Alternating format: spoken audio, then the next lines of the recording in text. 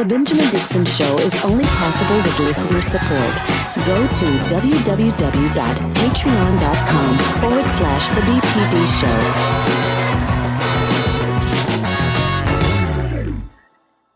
Today is Friday, August 27th, 2021. Thank you so much for joining us. We are tracking situations across the globe, both in Afghanistan and Haiti, as well as following the outbreak and the spread, the uncontrolled spread, not just of COVID-19, but of American ignorance. Let's begin today with On the Clock with Georgia Ford.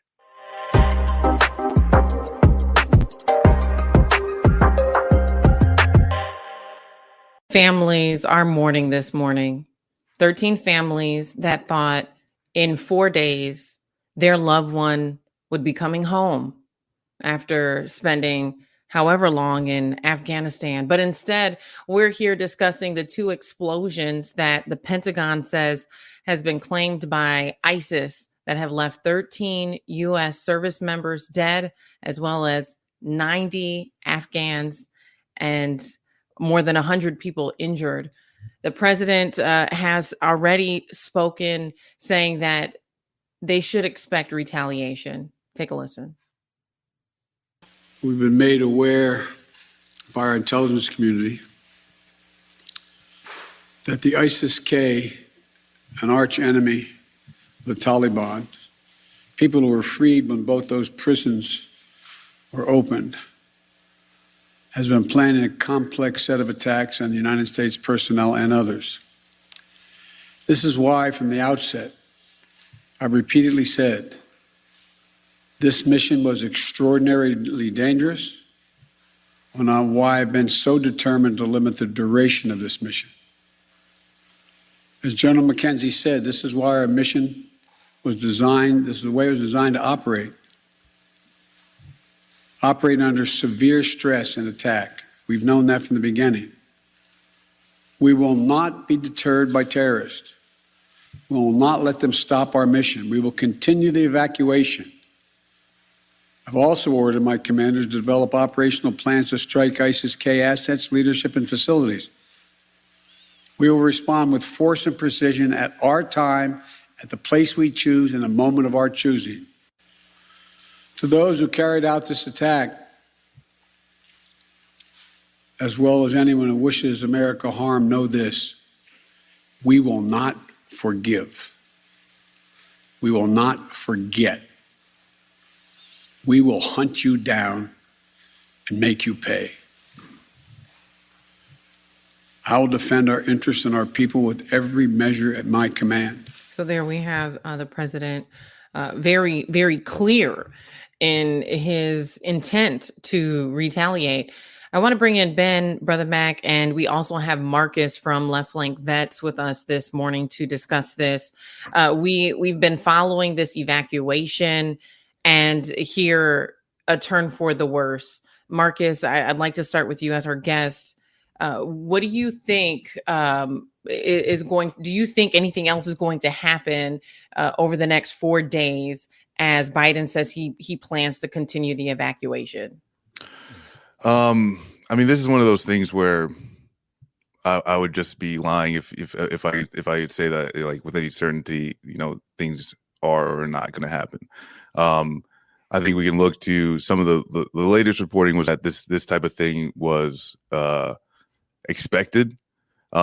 Yesterday, one of the, I think I don't recall, but the general that did the press briefing said that they've been actually working with the Taliban, and like he said that they expected the Taliban actually has stopped other attacks, and that they will continue to work with them to increase the security. There's not many times that I can look back and agree with like a lot of the U.S. foreign policy. I think as of right now, that's just the correct line, because the facts are we lost.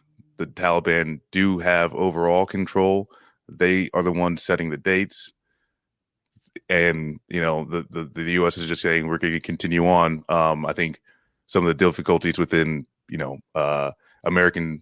Americans, the people who helped the United States get to the airport, that is a ongoing issue. But at the end of the day, there's no easy answers. And it's hard to say, what's actually going to happen. But it's just impossible to say. I mean, for the president to be saying that we're evacuating, but then on the other side saying we're also planning to attack them in retaliation, like to me, it feels a little bit like mixed messaging. I guess I would think that there should be a third option of being able to apprehend people who did something terrible. There should be a third option other than not do anything, and 20 years of warfare. And I think Joe Biden actually has an opportunity to do what George Bush should have done and had the opportunity to do, which is work with the Taliban. That like they literally point you in the right direction, which is it's been happening in the past few months as far as targeting ISIS. It happened in the beginning of the Afghan war when we were targeting Al-Qaeda. Just if they have information on who it is, work with whoever has information. Money works a whole lot more. That's actually how they got bin Laden. It wasn't torturing. So, there's other ways we can go about getting people who did wrong other than large scale warfare that ends up hurting Afghans, right? At the end of the day, there's more Afghans that get hurt and killed and maimed in any of these ventures than Americans, Taliban, or ISIS. And Brother Mac, you've been saying that this is a terrible exit strategy from the very beginning, and now seeing 13 U.S. service members killed, 90 Afghans killed after 2 explosions that the Pentagon says are the acts of ISIS members. What are you thinking now? I know that the entire time you've stood by this exit strategy being bad from the beginning. I clearly think that yesterday was an absolute, it was the solidification of just how bad this plan was.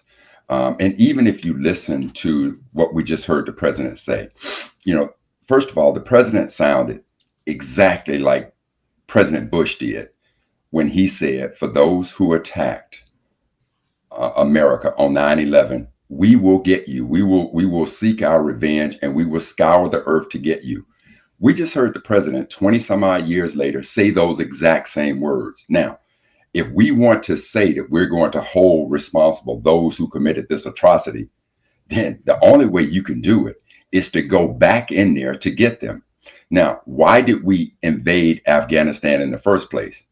So if bin Laden was the mastermind behind the 9/11 attacks, and bin Laden took refuge in Afghanistan, and during that time, the Taliban is in control, and America says to the Taliban, turn over bin Laden to us, and the Taliban refused to do it, then that's what caused America to invade Afghanistan, to seek retribution on those who attacked. So again, now you got the President Biden, now saying the same thing. We will hold you responsible, except this double talk that you're saying, Georgia, is exactly that. We will get you on our time and our situation. So now let's go back to this hard line date of August 31st.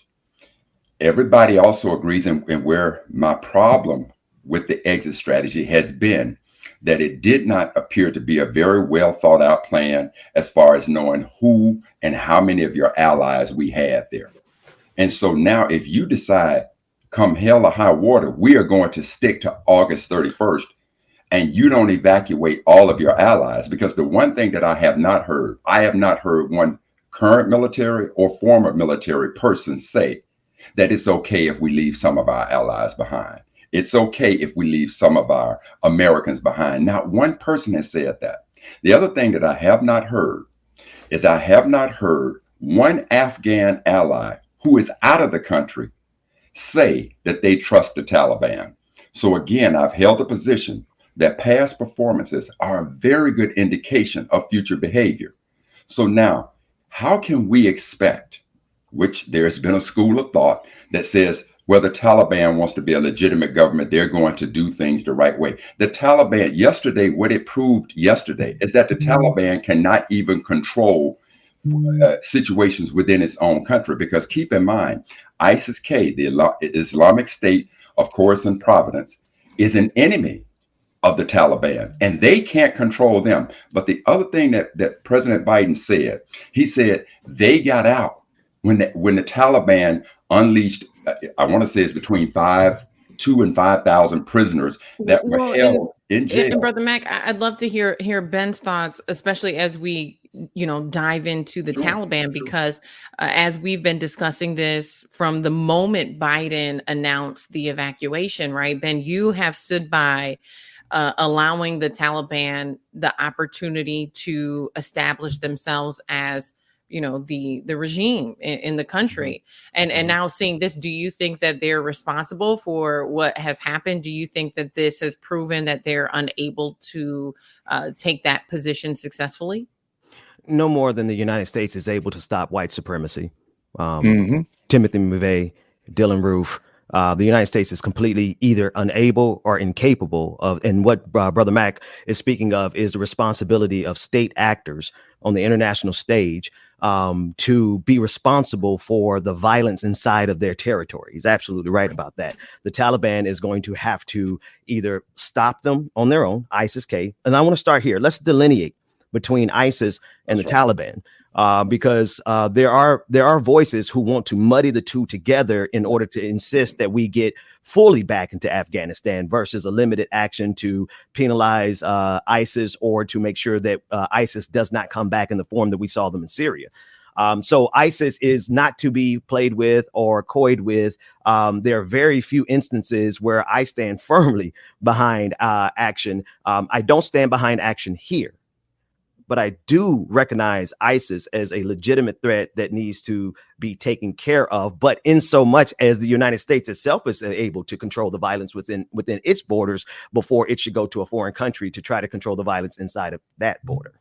And Marcus, to Ben's point, what's the likelihood that the U.S. could work with the Taliban to I don't want to say, eliminate ISIS, but to figure out what the threat is there and get it under control?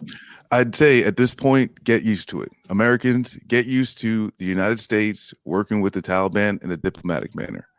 Yeah. At this point, that's the best option, because the United States it's like calling in a firefighter, but he's got a tank of gasoline on his back. That's the only thing that happens when the U.S. military gets engaged. And you just look throughout history. And we should be, like the fall of Saigon, there's a lot of differences, but that comparison of this, like, just absolute destructive giant in trying to impose its will on another region, this is the thing that we need to recognize that is wrong with our country as Americans. And this is like the thing that's really tough is that we are now over focusing on this specific disaster, which is absolutely terrible, but we're ignoring the amount of damage and suffering that this country does through dealing weapons to Saudi Arabia, which I don't hear too many cries for the rights and the the liberties of Saudi women. There are other countries that we do a lot of deals with, that we have a lot of diplomatic partnerships with, that also do horrible things, just like we do sometimes to our own citizens, right? Like kids in cages. Like we could, the amount of people who die without healthcare, the amount of kids that are in poverty, like we can go on and on and on. It is not our place to, dictate. And now that we have, is pulling out of this going to be easy and or perfect? No, I think there's a myriad of ways that you can critique Biden and the administration for what they've done, but pulling out, getting out by the 31st, making sure that we don't engage in these large scale wars over. I mean, it's over for profit. Yeah, that's what the actual goal is. And as of today, $2 trillion have gone to just 5 companies from the U.S. government. Like that's what warfare does.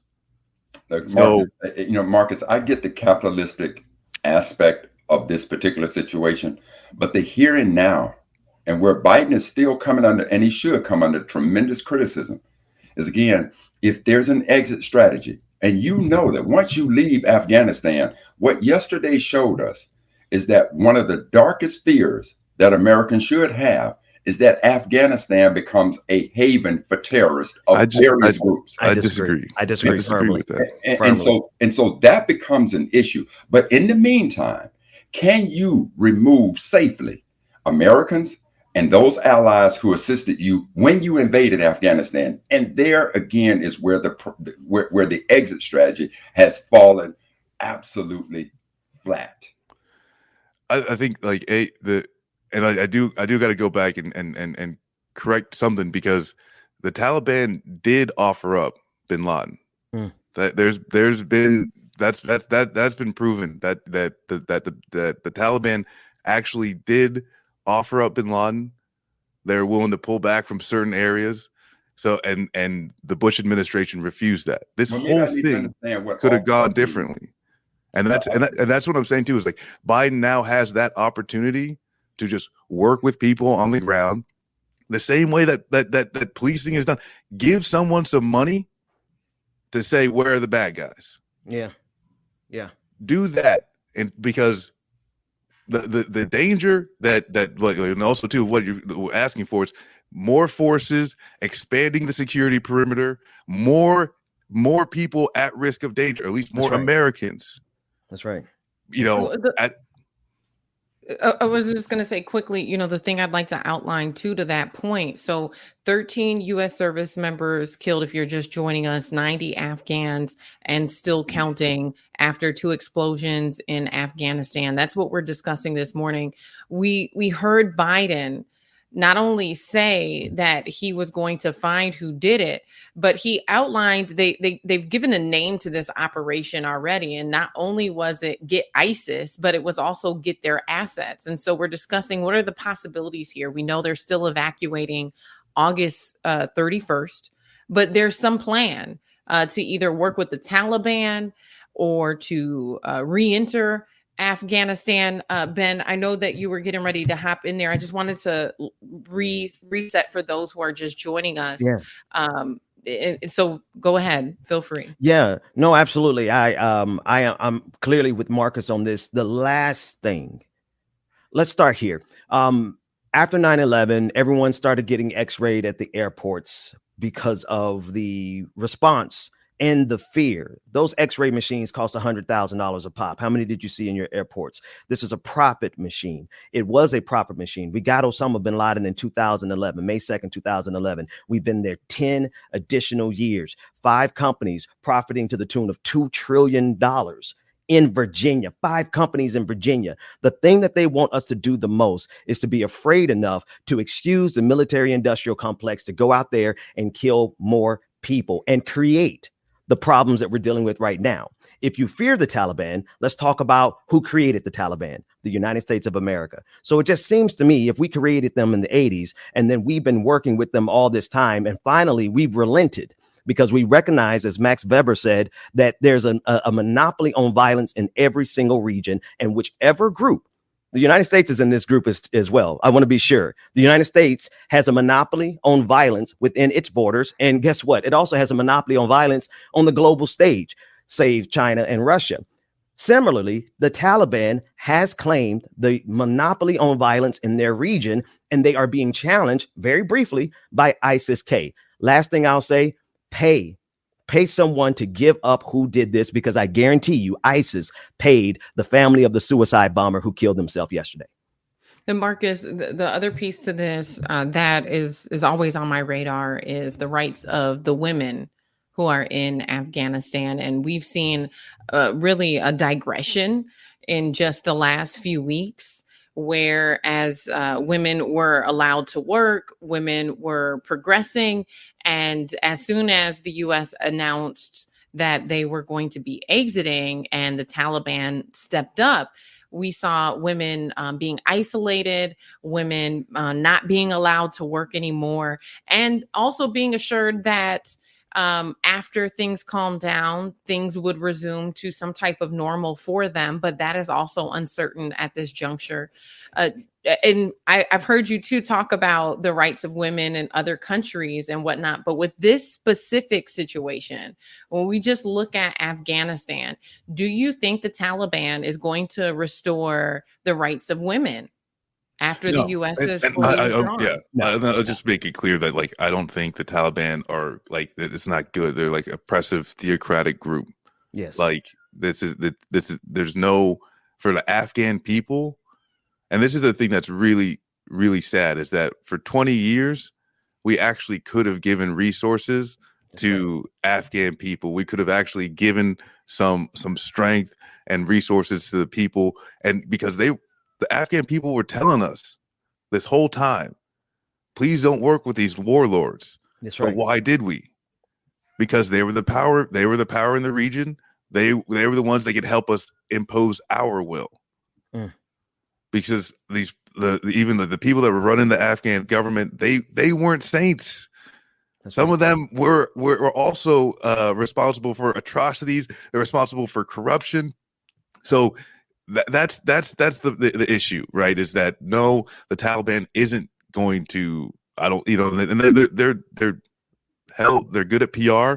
I think that's about it.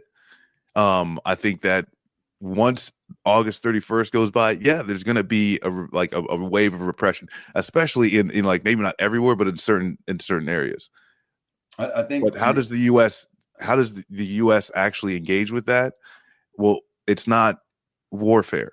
We are the ones that gave them the capabilities to do this. Because this is not a 20-year U.S. engagement. This is a 40-year U.S. engagement. And it started with us giving them, the Taliban, resources. So again, this is an example of painting a scenario where the United States needs to be the world police. Because again, if that was not the mission going into there, if that wasn't the mission to go in and deal with all of the other ills within Afghanistan, but simply to go in and get the masterminds behind 9/11, and it morphed off into something else. That is what we're looking at now. We're looking at a situation that is morphing into everything else because we made the fatal mistake of not paying attention to their past performances. So, Georgia, when you ask what about the status of women, if you go back and look at the past performance of the Taliban and where they sat on situations like any of our allies giving us information, how did they deal with those situations? How did they deal with women? It is very clear that those past behaviors are a clear indication of what we could expect the future performances to be. Can I ask a question to the? Sure. Do y'all think that the material conditions of Afghan women would be better if the U.S. had never got involved in the region going back 40 years? No, I don't believe that. I mean, there's no doubt that the status of women would be as it was always. I think clearly it improved under the U.S. going in there. But again, Marcus, that paints the picture. Is the United States in a position to be the world police? The definition of what they consider a good culture. If you do that, you go down that situation, and you want to talk about growing the military-industrial complex, it'll absolutely skyrocket compared to where it is now if America decided to play the world police. So I'm not arguing at all that it wasn't a good thing to try to bring people around the world into equality. But again, when you look at what is the definition of equality when you now going into somebody else's country, defining what their culture should be. Only thing I would say to that is the rights of women were actually better off before the United States got involved in the 80s and funded the far right wing faction, the fundamentalists that became the Taliban. Some of the reason the women are facing what they're facing right now because of the Taliban is because the United States created the Taliban by funding far right wing extremism, which is analogous to the far right wing extremism that exists in this country. And this is why we currently see an overlap of Republicans who are identifying with the Taliban because they actually do prefer that patriarchal, religious dominating society. And that's exactly who we funded in the 80s. And so that's why we saw the transformation of women on a trajectory towards liberation to women who are facing oppression. The United States had a direct role in that. You know, this is something that I really, really struggle with. And the reason being is because I feel like the only way to really know the quality of life for women in Afghanistan is to talk to them. Yes. And we can't. And so it's for me, I struggle with that because, we're hearing these analysis by journalists who are there on the ground and, different leaders. But at the end of the day, if we're not hearing directly from the Afghan women who are living there and the generations, right? So to your point, Ben, to go back to the 70s and the 80s and hear from a grandmother, a mother, and a daughter who have all lived there and see how have things really changed. Yeah. And so I struggle with that piece because I feel like we're getting second, third, and sometimes fourth hand information on the conditions of the people who are there on the ground. And so when it comes to the condition of women, I want to hear from them. I want to know what their lived experience has been. I want to know at what point did they feel like they had the freedoms and the liberties as their male counterparts. And to this date, I haven't specifically seen any media that's been produced that is a sit down with them. And then I feel like it's because they're prohibited from being able to speak out in that capacity. I know that we are on the clock here and we are beyond time. So Marcus, I want to thank you for joining Brother Mac and Ben. As always, for those of you watching, stick around for more on the Benjamin Dixon Show.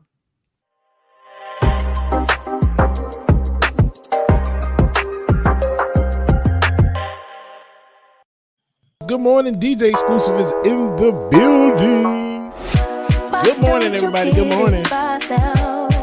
Tell me what you learned in grade school. Give it to me like you want it. Did you forget that golden rule? Why is our love at one-sided? Good morning, everyone. Good morning, good morning, good morning. Happy Friday to you all. Grab your tea, your coffee, your drink, your beverage, your beer, whatever it is you need this morning to get your day started, y'all. Benjamin Dixon Show on the clock with Georgia Ford, y'all. Like it or not, starting soon. Let's get it. Let's go. Good morning, everyone. So I'ma just tweet it and delete it, knowing you won't read it before we get too far away. I need to clear my mind. I'd rather just tweet it and delete it before we cross the line and we reach a point we can't rewind. Rewind, rewind, rewind. Tell me what choice I have now. I just wanna get it right with you. Stress technoid. I like that. TikToking with Bubble. I like that. I like that a lot, actually. Good morning, y'all. Good morning. And then no one could tell the difference between me and you, babe. Watching from a distance, hiding these feelings. I keep on going through changes. I'm just so mad, but now it's at my own expense. Mary Boucher, good morning, Mary. Tweet it and delete it. Shout out everybody in the building this morning. I see y'all. Good morning, y'all. Make sure that you have y'all facing the place tonight, man. Patron party is going down. Patron party tonight going down. Make sure you are in the place, y'all. You do not want to miss it. It is going to be a blast, man. Make sure that you have your facing the place this evening, all right? Maybe I need some space, need some air, some Yeah, hustler, have a good day. We appreciate you for tuning in. Have a good day at work, all right? Let my emotions flow. Luke Kane, what? My brother Luke Kane said, I wanted to mix the Moderna and Pfizer, but they wouldn't do it. SMH. I'm like, what would happen? Don't do it. Don't do it, man. You might mutate and come into like some superhuman strength and get superpower. Let me know how that worked out, Luke. Good morning, y'all. B, good morning, B.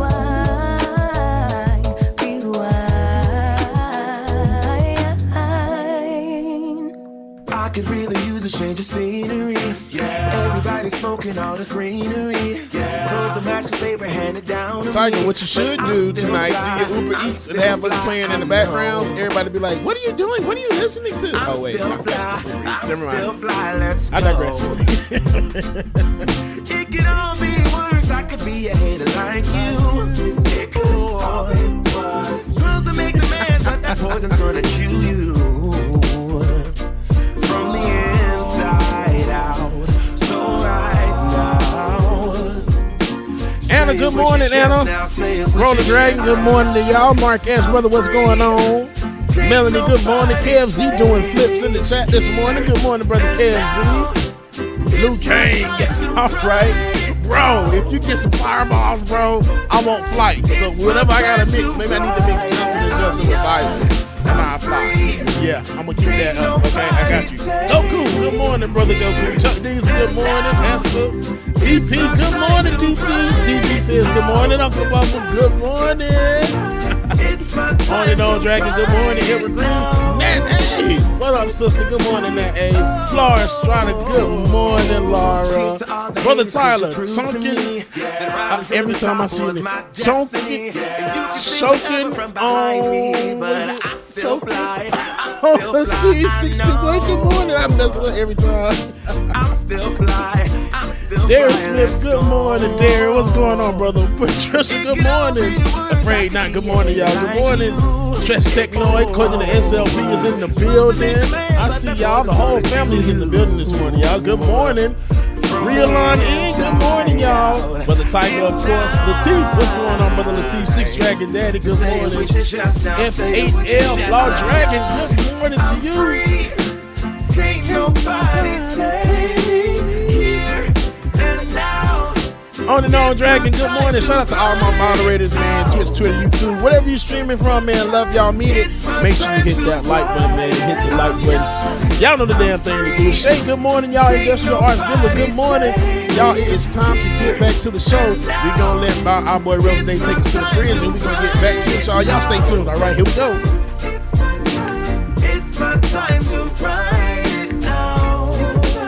It's your time. Oh, if you're on the bus, say yeah. If you're on the train, say yeah. They don't put me on the screen.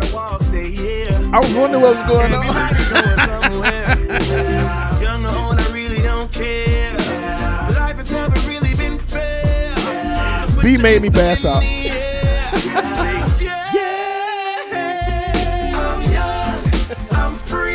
All right, y'all, before we get Ben back to the screen, B. Wakeler said, DJ exclusive, I got the Moderna vaccine and I got big boobs. I had the boobs before the shot, but still, B, go back to sleep, okay? Y'all welcome back to the screen, y'all, my brother from another mother, y'all. It's the Benjamin Dixon Show. Dwayne, oh my gosh. David, roll that intro.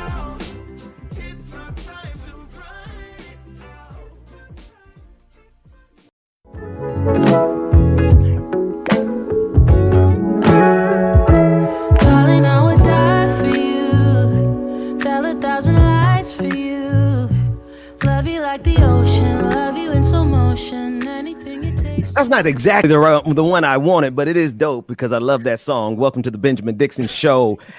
Today's episode is Five Guys on the screen. We're joined DJ exclusive on the 1 and 2s. How you doing, brother? I'm good. Say about yourself. Good morning, everybody. Good morning. Good morning, Bubba. Oh, good. We got brother imperialist himself, brother Carl Mack, who's ready to go back to war in Afghanistan.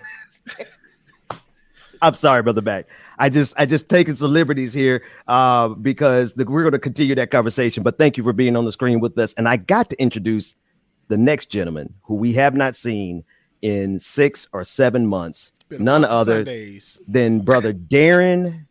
I was about to say Darren Wilson. Darren Smith. Darren Smith, right there on screen, big as day. I really want to just refer to him as his stage name, but I'll let you introduce your stage name. I'm not going to do that on this show because it looked like you've been getting in shape for the stage, brother. I done took all your weight. I took all the weight from you. Darren, how you doing, man? I'm doing well, man. Look, you know how we say in the black church, just glad to be in the service one more time. So, and so for people who are wondering why I'm not in the suit, well, it's still preseason. So when the NFL season starts on September 12th, that's when you gonna see me rocking out the new suit. So, because I gave up trying to wear suits around people like you because your suits are tailor made. Mine are off the rack. You remember that scene? Remember that scene in Harlem Nights? I get mine off the rack.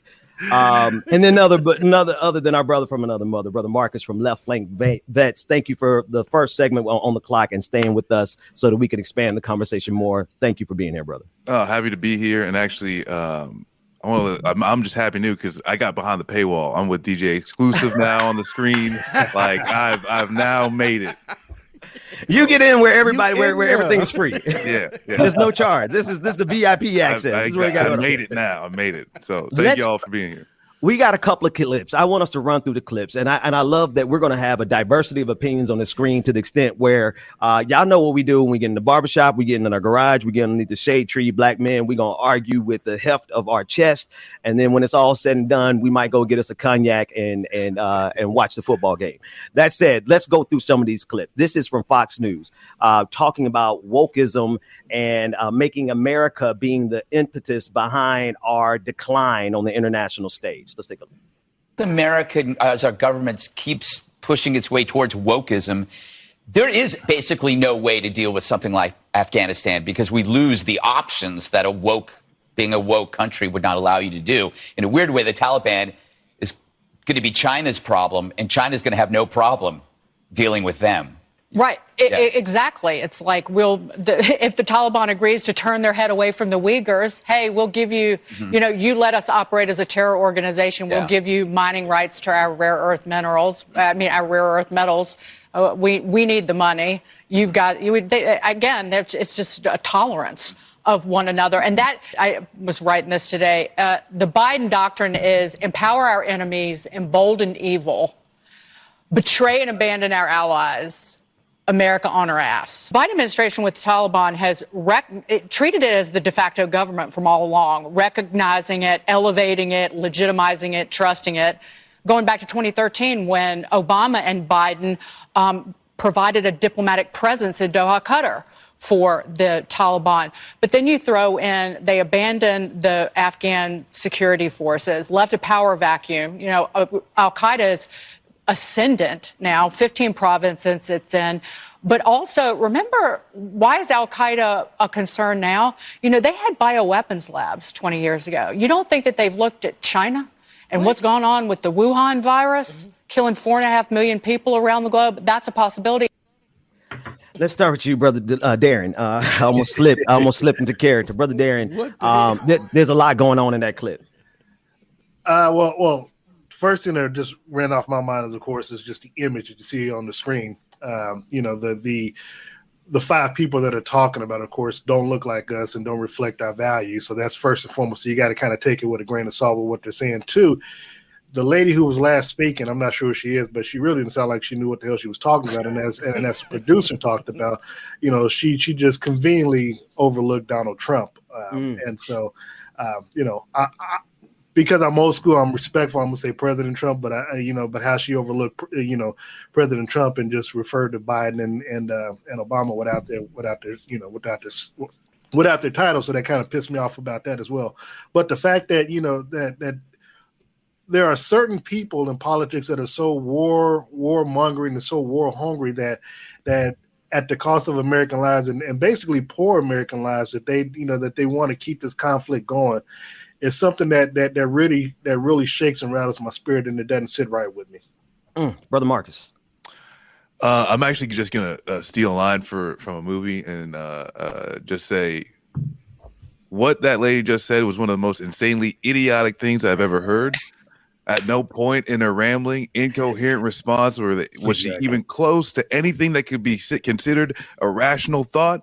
Everyone in this room is now dumber for having listened to it.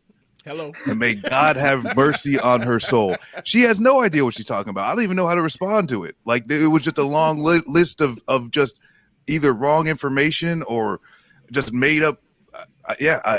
Bull jive. Marcus, it was a bunch of words just put together. She's just reading. It's like, okay, pick this one, and this one, and this one. We're just gonna put it on the paper and read it. Okay, that's it. That's wokeism. New word. Okay. Wokeism is the thing to be afraid of, Brother Mac. Bottom line is, I could hear pieces. Part of what makes a lie effective is when you can weave in just subtleness of truth.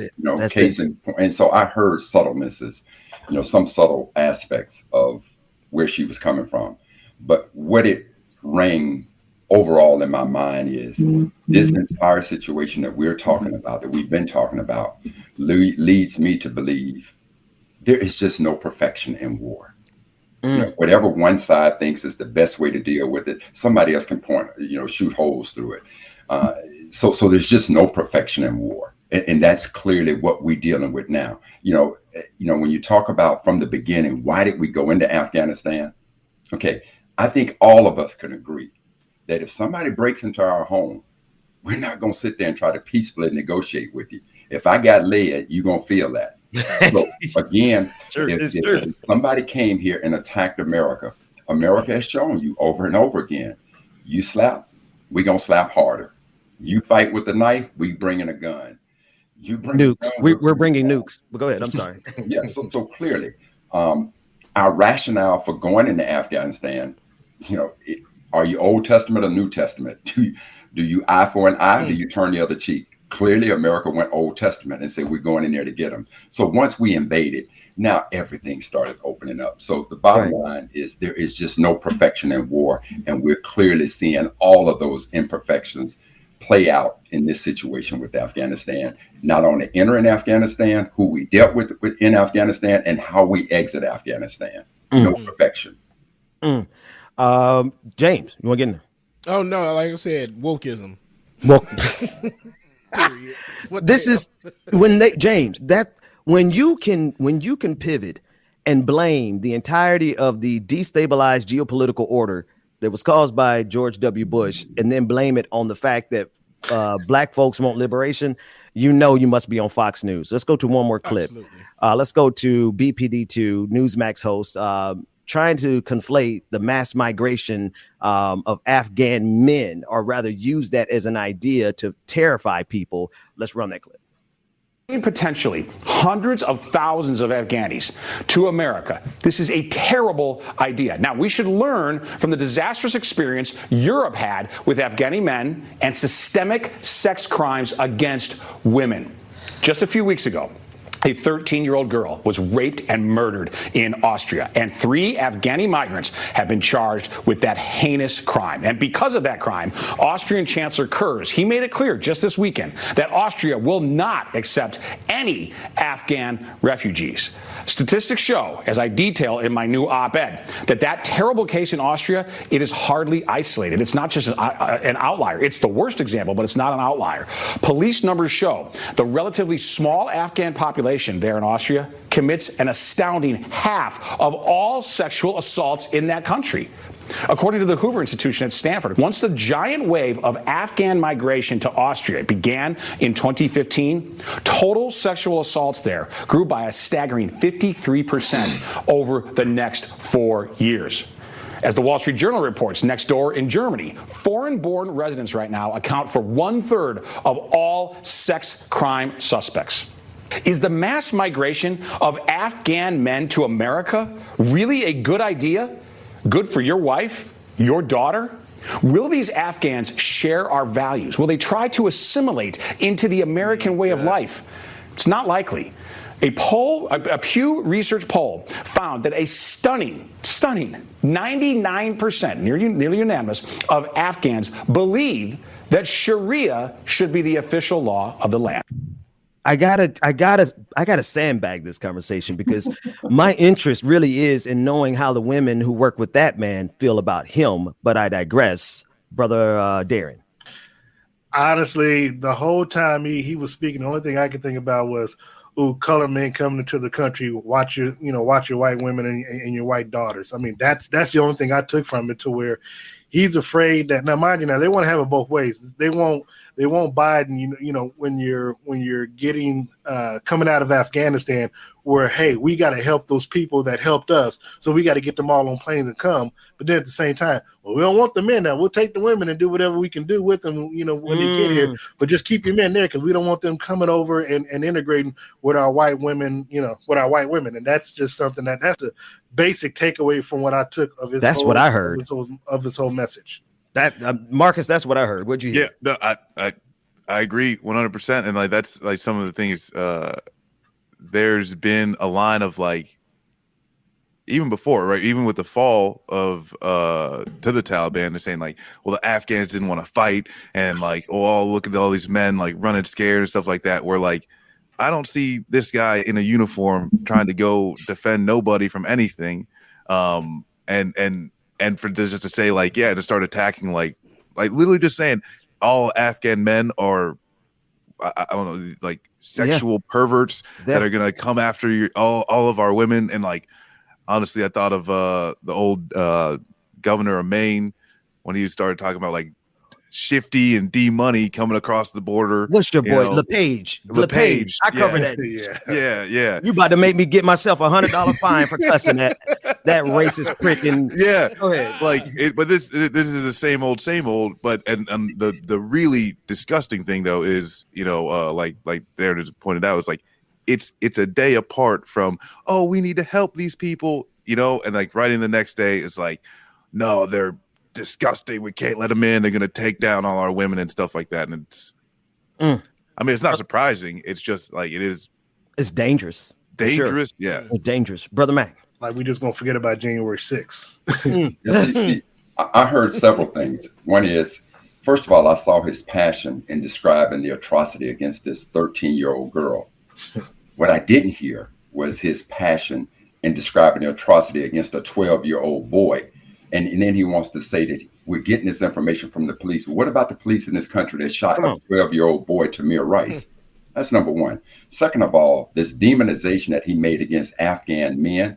I didn't know if I was listening to this guy or D.W. Griffin back in 1915 when they created this silent movie called Birth of a Nation, which was based on the rise of the Klan protecting the sanctity and purity of white women against these sexually deviant black men. That's what I heard. I didn't know if I was listening to him or D.W. Griffin because they sounded exactly the same. Is it 2021 or 1921 or 1915 to be 1915 to be more accurate? Yes, DJ Exclusive, what you think about? What are you hearing in this? Because it does sound like what they want to say. It reminds me of the barbarian photo of LeBron James, where he's holding the white woman and the King Kong images from back in the day where all the images of black people were threatening to white women, and white women were damsels in distress. This is what I'm hearing. What you hearing, bro? All the brothers before me said it best, and I tuned them out after the first time he started speaking, y'all. So my apologies. I started looking up jokes for the day, so that's what I heard. It's self-care. It's self-care. Self-care. Yeah, it's exactly, Mark. In other words, you ain't got nothing to say to this cloud. Man, let's run to the next clip. David, let's see if we can get one more in, because I want to, this is our first time having 5 dynamic men on the screen at one time. Let's get as much insight from these brothers as we can. What's the next clip? Just run it. What if Trump encouraged and allowed vaccine manufacturers, FDA, the CDC, to basically just ignore all of the normal precautions and safety mechanisms and get these vaccines out here, make them publicly available, knowing that they would at some point engage in unlawful conduct or willful misconduct, you could call it. Well, they've blown by 2 years of testing, right? Right. So if they engage in willful misconduct, the immunity that they normally get is then not available to them, and they are then liable for damages if they engage in willful misconduct. I think there's a high likelihood that the vaccine manufacturers have engaged in willful misconduct, and I think that if a couple of plaintiffs knew where to look, they could find that willful misconduct. They could go to court, and they could probably get some checks with a lot of zeros on them. That's my suspicion. Given the fact that we know that Trump has previously held sort of a dim view of vaccines, it doesn't make sense for him to be pushing the vaccines the way he does. And, last night I started to think, after listening to Dave, I thought, what if he set them up?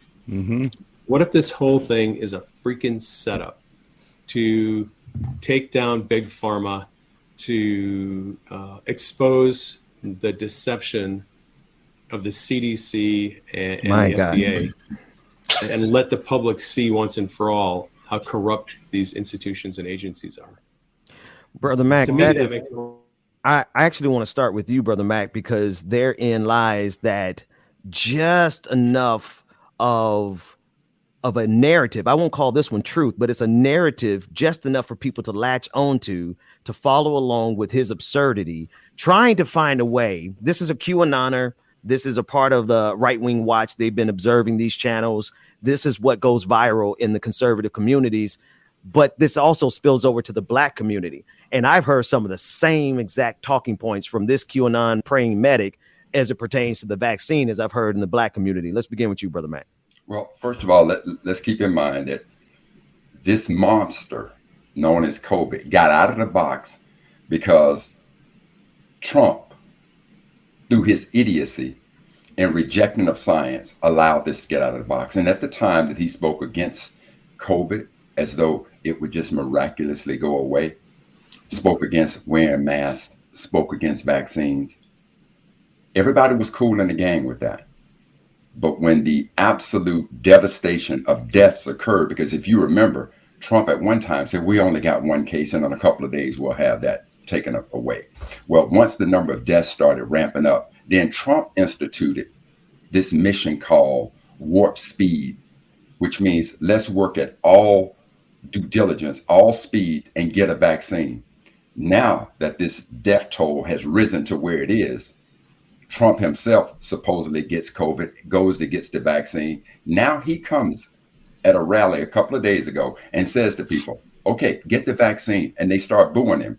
So now that Trump is recognizing the death toll, he's now backing up off of his statements and now saying, let's get the vaccine. But he cannot control the minions, which this guy represents. And now they're becoming critical of him. So this is absolutely Frankenstein not being able to control the monster anymore. Absolutely. Brother Darren. I'm not gonna lie, this is the first time I've ever seen it. I don't know who these people are. I rarely watch Fox News, and to go to who these people are just throws me for a loop. I know him being a QAnoner. It's what really worries me, and thinking about what you said, Ben, is that the fact that there are people in our community that actually believe the stuff that these people are saying and believe in the conspiracy theory. Now, look, we obviously have reason to have doubts about the vaccine and stuff based off what happened, during the Tuskegee Airmen experiment back in the day. But it hastens me to understand what the government would gain by having people get the vaccination only to die off. I mean, unless you believe in some sort of conspiracy theories where where you're trying to control the population or something, then okay, I'll give you that just based off of what you saw on the Avengers. But at the end of the day, this is something that is really scary. Look, COVID has hit my family hard recently, and I have a brother who I love dearly. He's my personal trainer. He's the only one in our family that didn't get vaccinated, and COVID, ripped him up over the last couple of weeks. Now he's come through it, but even then, he still doesn't want to get the vaccine. And I'm sitting thinking, like, you have a wife who has lupus, and you have 3 daughters, and your youngest one just got COVID. Like, what's it going to take for you to realize that you need to go get this vaccination? And so, look, I don't want to tell people, you have the freedom and choose to do what you want to do, but what he's talking about, I can't really comment on, because it's just it's out there. I'm allergic to bull jive, so I just exactly. And Darren, I'm gonna say the same thing that you said, Darren, and everybody in the chat room. I'm gonna say it first. What the hell is he even talking about? Exactly, man. In the chat saying the same thing. Like, what is he talking about? I was so lost in that clip, because it's just like, what are you talking about, bro? I did my best to figure out what he was saying. That's why I was just saying, just play it. Maybe y'all can help me out. Go ahead, James. Yeah, I know, that's it. I don't know what the hell he was talking about. But brother Darren, first of all, I'm so glad that your brother came through this situation. Thank God for that situation. That's right. But again, when you take a look, you don't have to understand science. You don't have to understand a whole bunch of things. But there is one fact that one should be able to understand. 99.5% of the people who have died from COVID were not vaccinated. That's the one thing If you could just simply rational that. Now, if they came back and said 50% of the people who got vaccinated died from COVID, I get everybody's fears and concerns at that point. But given what we have in front of us now, just that single fact alone, it boggles my mind. Let me bring Brother Marcus into the conversation real quick, because Brother I don't know if you're facing this, but I think everybody is. Just the conversations that are necessary to have with our neighbors and our friends and yes, our family members about this vaccine.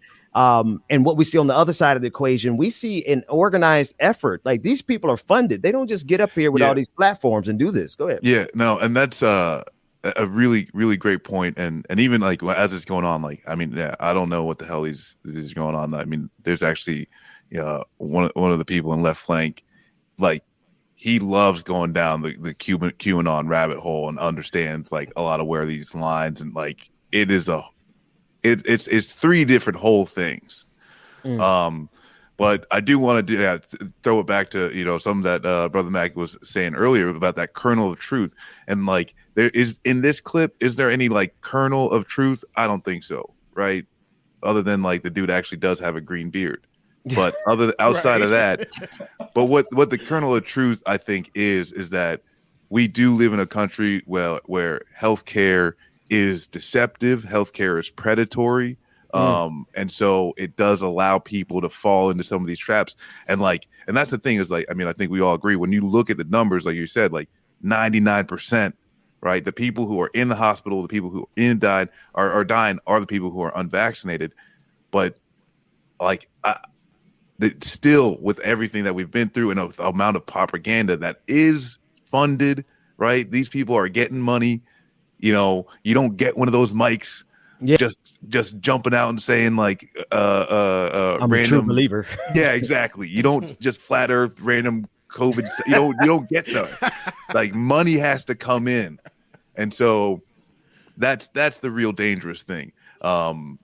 And this is just scary. It's dangerous. It's extremely dangerous because this is a large part, starting at Trump when he was first, COVID's not real. But this is, like trickling down all the way down to these little foot soldiers. That's right. Who they can come up with their own like crazy nonsense. But Marcus, let me add this. Ben, you had a guest on your show yesterday that talked about how do you speak to non-believers via science. And and it's not just all money. There was also this syndrome that you all discussed, Ben, and you're far more qualified to talk about it, where you can get a group of people within your community because you want to be accepted. And if that group of people ignores the absolute obvious truth, you too will ignore what your own lying eyes will tell you, right, just to be accepted within that group. But you're far better to speak about that. But your guest yesterday was absolutely phenomenal in bringing that perspective to it that reigns outside of capitalism. He was speaking.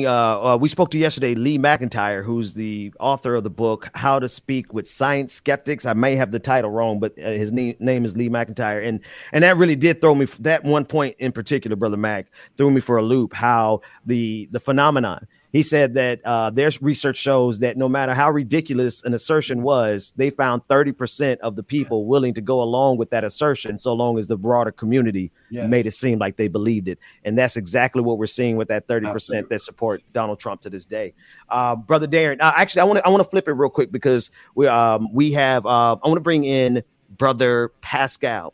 He's in the waiting room, and we're getting ready to switch over to Like It or Not in a few minutes. But I want to get one last question in with everybody on the round table, and I want to pose it with this next clip, David. I want you to play the clip from number 3, Senator Ron Johnson from Wisconsin, and he says without evidence, he's applying that the Taliban may be letting terrorists onto U.S. evacuation flights from Afghanistan. I want to repeat this because I want you to listen to it and process it. He is planting the seed that amongst the allies that are being evacuated, there are nefarious characters that are going to do harm in this country. Let's take a look at that clip. And the potential danger, again, who do you think this Taliban is letting into and through the gates of the Kabul airport? Just ask yourself that question. And that's what I'm asking the folks here on the ground to ask themselves that question too, and be on guard for that possibility. It would be nice if we knew everybody had even just an identification card. I'm hearing they don't. And again, it should be quite telling that, you know, when I asked the general, do you know that everybody here has at least an ID? Again, not his fault. He said, no, we don't know that. No evidence whatsoever, but this goes right in line with that Newsmax clip, which is trying to suggest that Americans need to be afraid of the allies that sacrificed everything to support the United States. And now Ron Johnson wants us to believe that they are potentially terrorists who are coming on these evacuation flights. Let's begin as quickly as we can around the table. Pascal, what are your thoughts about that? I'm throwing you in the deep end, brother. Welcome. Yeah, no kidding. Well, I swim. I try to swim. Let me see if I can tread water here really quick. Good morning, all y'all. Grand rising to all you intelligent brothers in this panel real quick. So let me just say this. Here we go again. Like a DMX song. Here we go again. Right. Like how often are we going to be any opportunity that the right gets to try to throw the left under the bus, try to make it seem like, oh, you know, the terrorists are coming. You know, this is the same thing like when people were trying to migrate into this country. They're like, oh, it's going to be full of you know, criminals and drug dealers and all that stuff. This is the same thing Rapists. all over again. The aura word. You know, it's like when can we just get down to the facts that there are people that are trying to seek refuge, period, and they're going to do everything that they can to filter out the bad and bring out the people that are really trying to do something here without bringing criminals and you know terrorists into our country. I just feel like it's a far-fetched thing. Another excuse just to be mad at something. You see what I'm saying, Brother Mac? I don't think it's far-fetched what he said, and this is why, family. Listen to the words he said. He said the potential danger. That's number one. Number two, it is clear that we do not have a record of who all of our allies are. So is it possible that one of these people who is a member of ISIS-K or the Taliban could infiltrate through all of the so-called allies that we do not have a record of? Is it possible? Absolutely. That's what I heard him say, the potential danger. So is he ramping up fear to push this agenda? Absolutely he is. But is he just flat out off his rocker by using the term or the phrase potential danger, given the fact that we do not have a record of who all of our allies are? That's Brother Marcus. I mean, I'd say, like, if someone wants to infiltrate the United States, the refugee or even trying to walk thousands of miles through the southern border is the worst way. That is the hardest way. Going into the process of we're going to try and sneak into these planes, and you may or not especially without any documentation, you have very little chance of even making it to the United States at all. You know, those are the people who will get placed in they'll say, oh, hey, we do these deals with all these third countries and everything like that.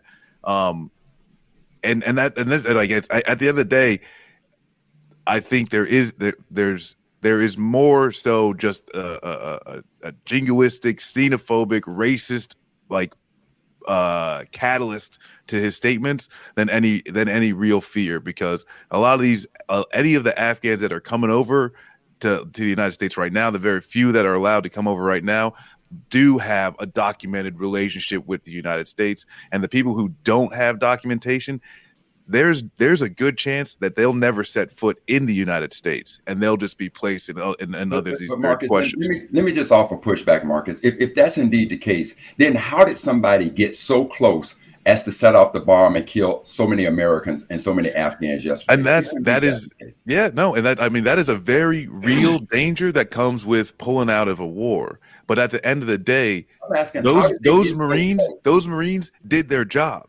Those Marines did exactly what they're supposed to do, which is keep the bad people on one side and keep the good people on the other. That's still true. Supposed to do, but how did they get so close, Marcus? If you got to have all this documentation and there's no chance of it, how did they get so close as to do that yesterday? because securing a city and an airport. I mean, Kabul's got 6 million people. Securing that city where everyone is, it's a difficult process. And like, I'm not like, and like that's the thing is like, there is no right answer. There's no, oh well, he should have added more or less. You know, like there's never gonna be a good answer on that. Which is why he used the term potential danger.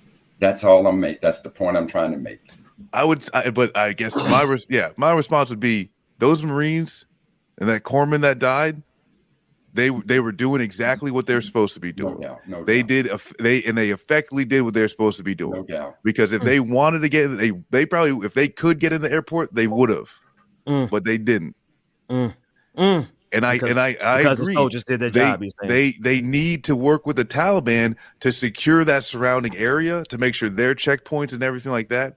But this thing is something that they've been saying is going to happen, and it's absolutely sad. It is tragic.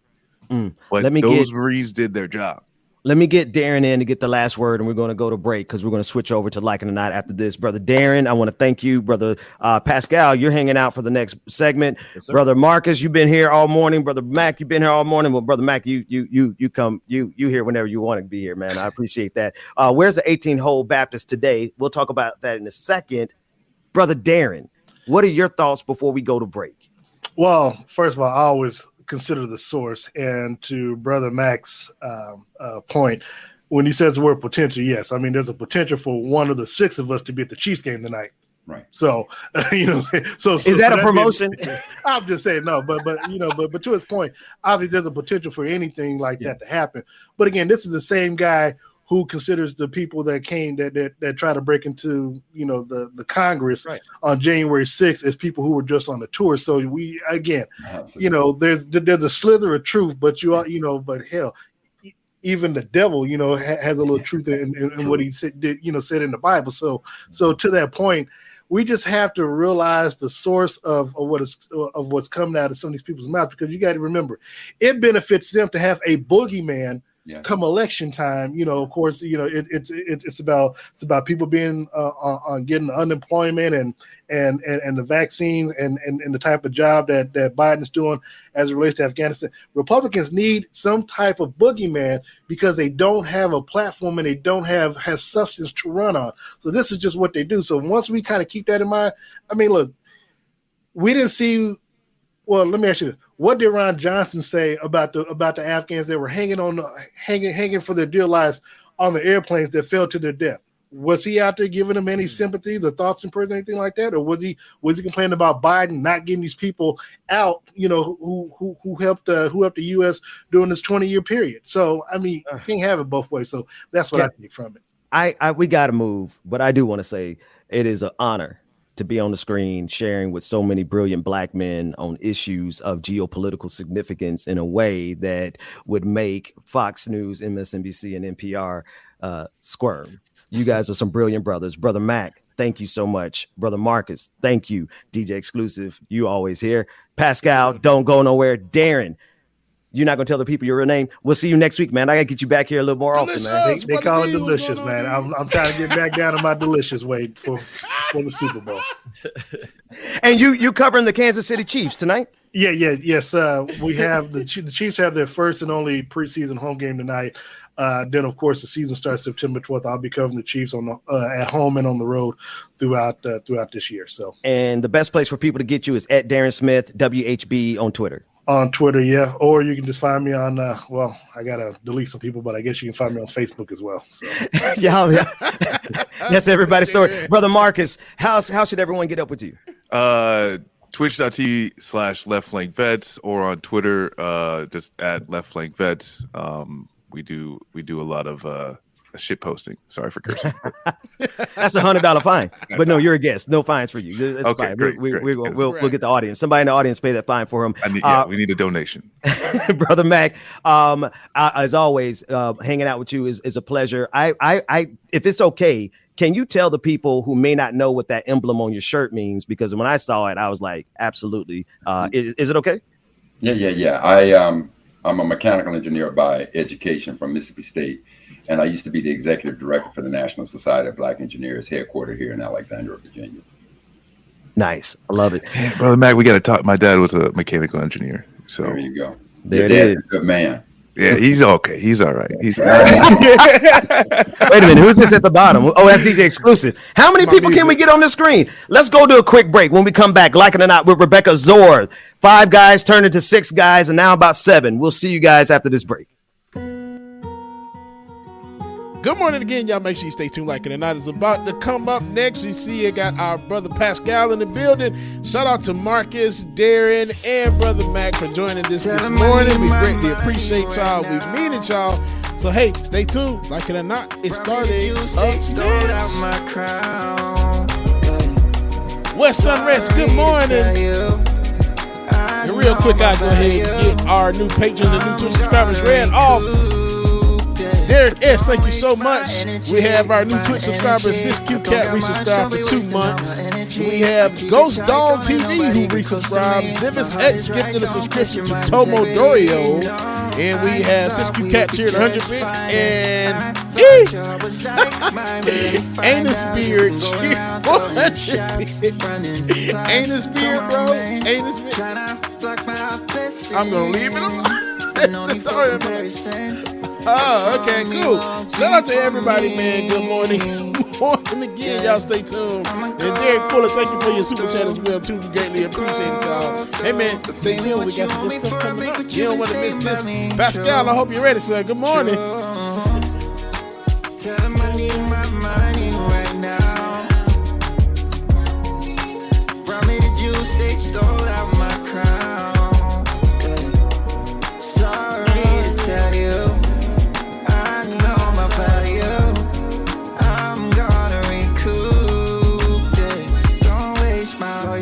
Alicia, good morning, Alicia.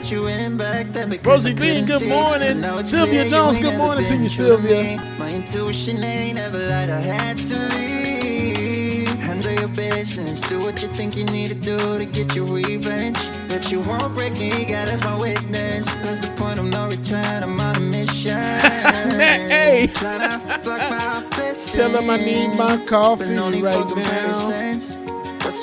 Seven Sweetheart, I see you. I ain't gonna speak to you because I don't know. I missed you last time. Good morning, Seven Sweetheart. Miss you, sister. Love you, man. Good morning. I can't wait to see you tonight. Uneasy. Good morning. Choking, how you doing from the UK? Good morning. Environmental Coffee House. Good morning. Good morning, Bubba darling. I love it. I love it. I love it. Keegan, good morning to you. Good morning. Rosie Bean, good morning. William Moore, good morning. Good morning. Mom and Daddy, good morning. I know y'all in here somewhere, Mom and Daddy. Y'all lurking today. Good morning. Benoit Johnson, good morning. Brenda Johnson, good morning, too. I know you in there. Lily, good morning. Love you, too, Lily. Thank you. And I'm going to read y'all a quick story. Okay, here we go. A priest, a minister, and a rabbi walk to see who's best at his job. So they each go into the woods, find the bear, and attempt to convert it. Okay? They always trying to convert something. Here we go.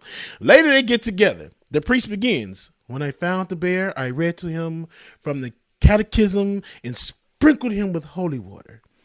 Next week is his first communion. Right. Okay. I found the bear by the stream, says the minister, and preached God's holy word. The bear was so mesmerized that he let me baptize him. They both looked down at the rabbi, who was lying on a gurney in a body cast. The hell happened to him? Looking back, he says, maybe I shouldn't have started with the circumcision. Good morning. Y'all make sure y'all stay tuned, like it or not. It's coming up next, y'all. I hope y'all is ready because I'm going to get Pascal with these dad jokes, y'all. Y'all stay tuned. Here we go.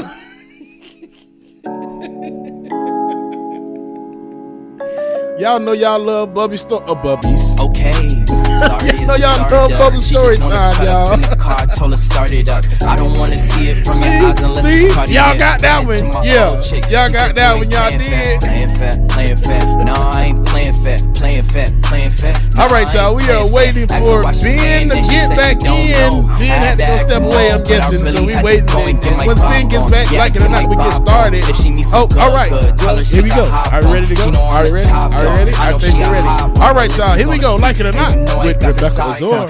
Starting now. It's about to go down. Like It or Not with Benjamin Dixon starts now.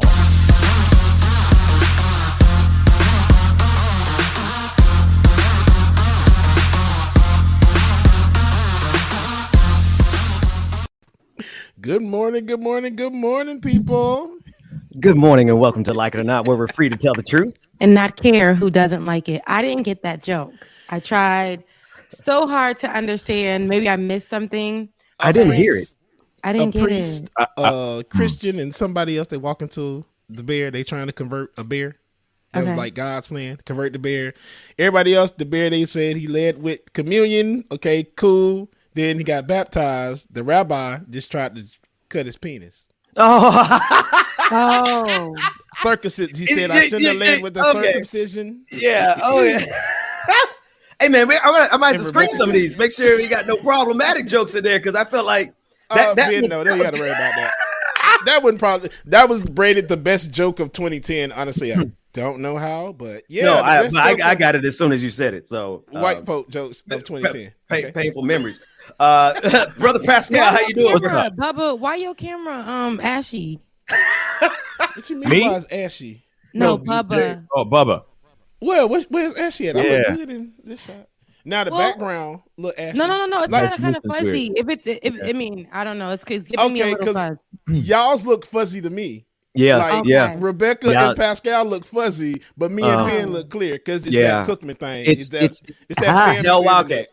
Okay. Well, shout out to Florida A&M. Don't know where you went, Pascal, but shouts out to that school as long as it's an HBCU. Or did you go to one? No, I did not. Okay, well, your PWI maybe gets a little TT, but shouts out to Florida A&M University. Our internet, is what it is. Good morning and welcome to Like It or Not. Listen, Pascal. Can y'all do me a favor? We've been trying to get you Rebecca, I want to interrupt. I'm going to come down and I'm going to go put on my headphones and I'm going to listen to y'all. Can I do that? Wow. No. I don't know. Bro, stay your ass on the screen. Ben always trying to go do some stupid stuff. The thing is, stay your ass there. Ben done dragged my show out to 9:25. Then leave, steps away for a second to do whatever. Then Pascal has only 2 minutes left. 10 minutes. I got 5 minutes now. He has 5 minutes now. And now y'all want to walk away, and I don't get it. See, everything, it's not my fault. Every time old boy gets on the show, we never can communicate. We never can have our experience like you have with other people on air. So David, what you doing? Nobody asked Ben to do all that. Ben always has to do the dramatics on here. No. I don't want to interrupt the conversation because we only got 5 minutes. He got 5 minutes. In the last conversation, when I watched you and Pascal doing this right here, for watching everybody else talk, you can do that right here. Now, Pascal, you only have about 4.5 minutes, probably 3 at this point. Yeah. So, what you want to talk about?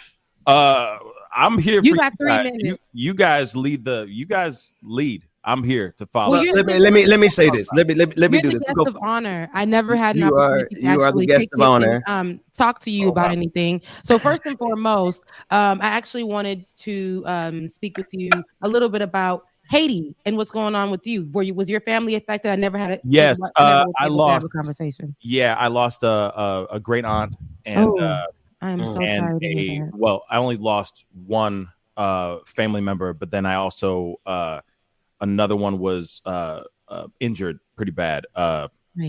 Older, distant relative broke her leg trying to get out of a house that was coming down. Jesus. Oh yeah.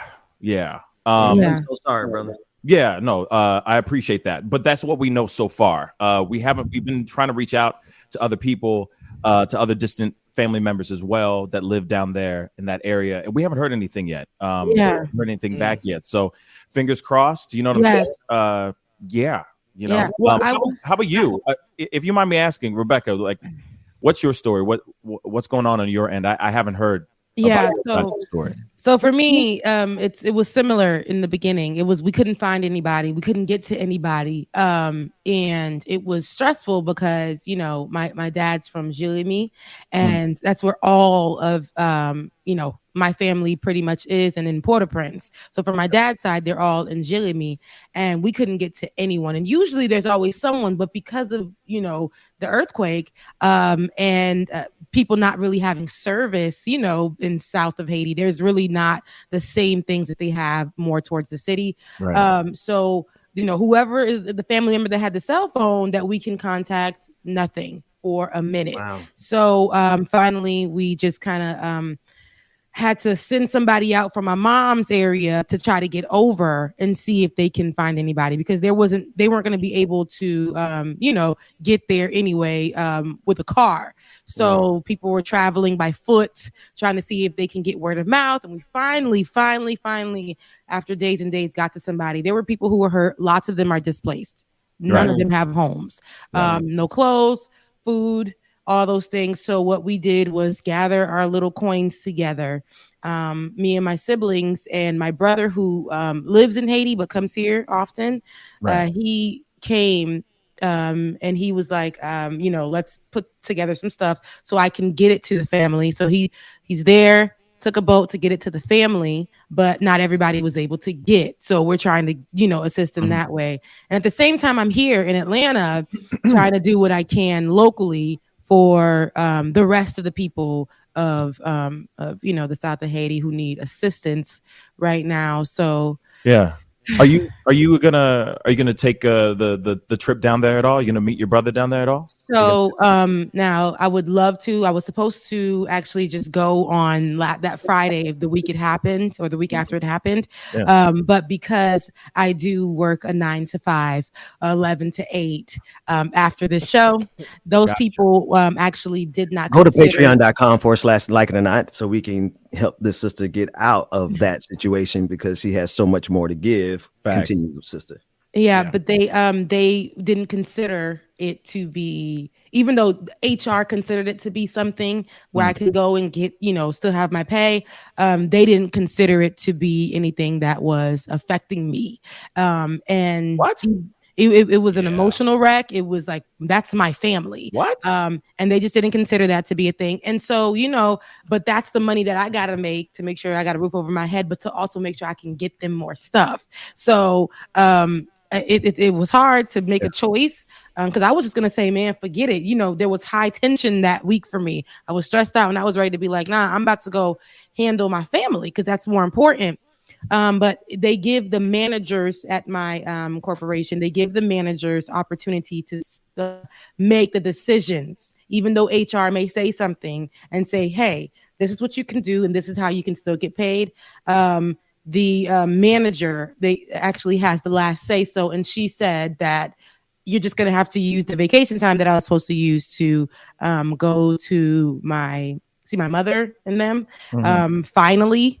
And so I use that just to assist locally and to take time off to try to reach my family. And that was right before my brother went. So by the time that came, no more vacation time. Wow. So yeah, I mean, you got to do what you got to do. I'd be ready to blow it up and I'm done, but I can't. But at the end of the day, I'm gonna do what I can for my family, how I can. Interjecting right there. Or was it me that got lost? It was me. Yeah, Ben. I don't know what's happening. Yeah, I'm frozen. Yeah. Oh, Rebecca's frozen. Now you're back. Now you're back. It was me. Like Charlemagne the God, frozen real quick. You had a look. Yeah, well, didn't it, Pascal? There it is. It did it again. Pascal, listen, I'm sorry. I don't know where the flow of the conversation was before I froze up. No, well, I was going to say, my condolences and my prayers go out to your Same family. to you. Thank you.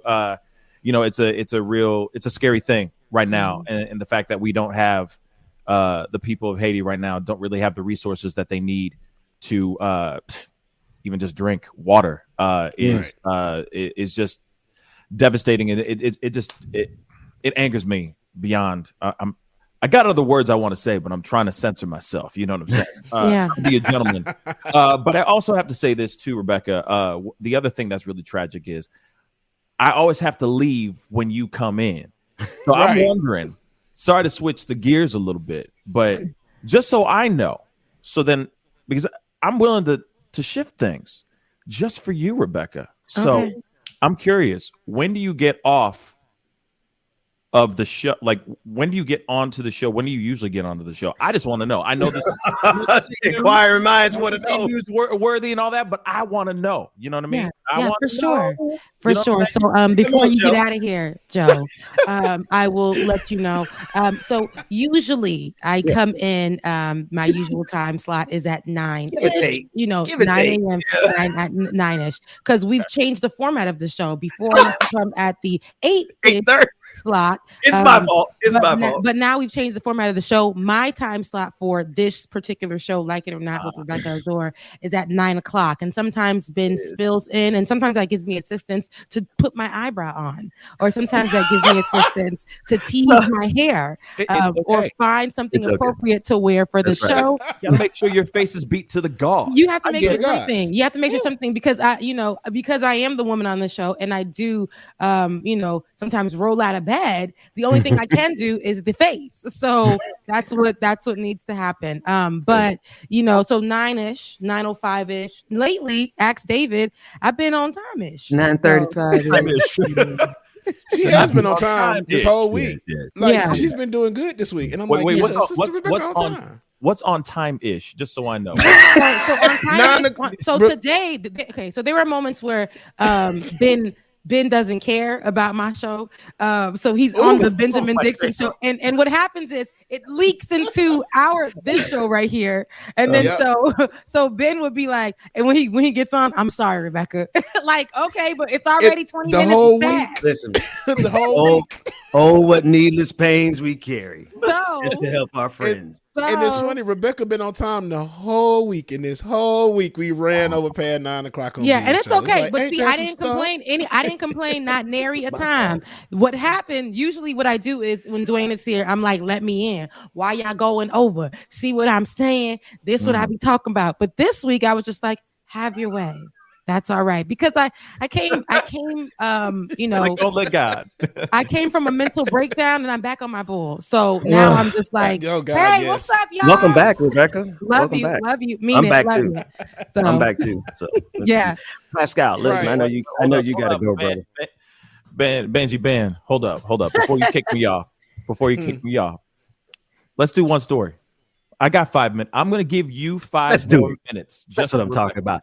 And since you're going to give us 5 more minutes, I never get that time. You know what I'm saying, with her. So I want all of us, all 4 together. You know, I have a proposition that I'm going to put in the chat room before we. Right. You know what? Let me tell you something. Let me tell you something. Hold on. I'm dropping everybody. I done put up with enough of y'all. Where my $100 at, Jada? Go ahead and send $100 to these mother. Run the clip, David.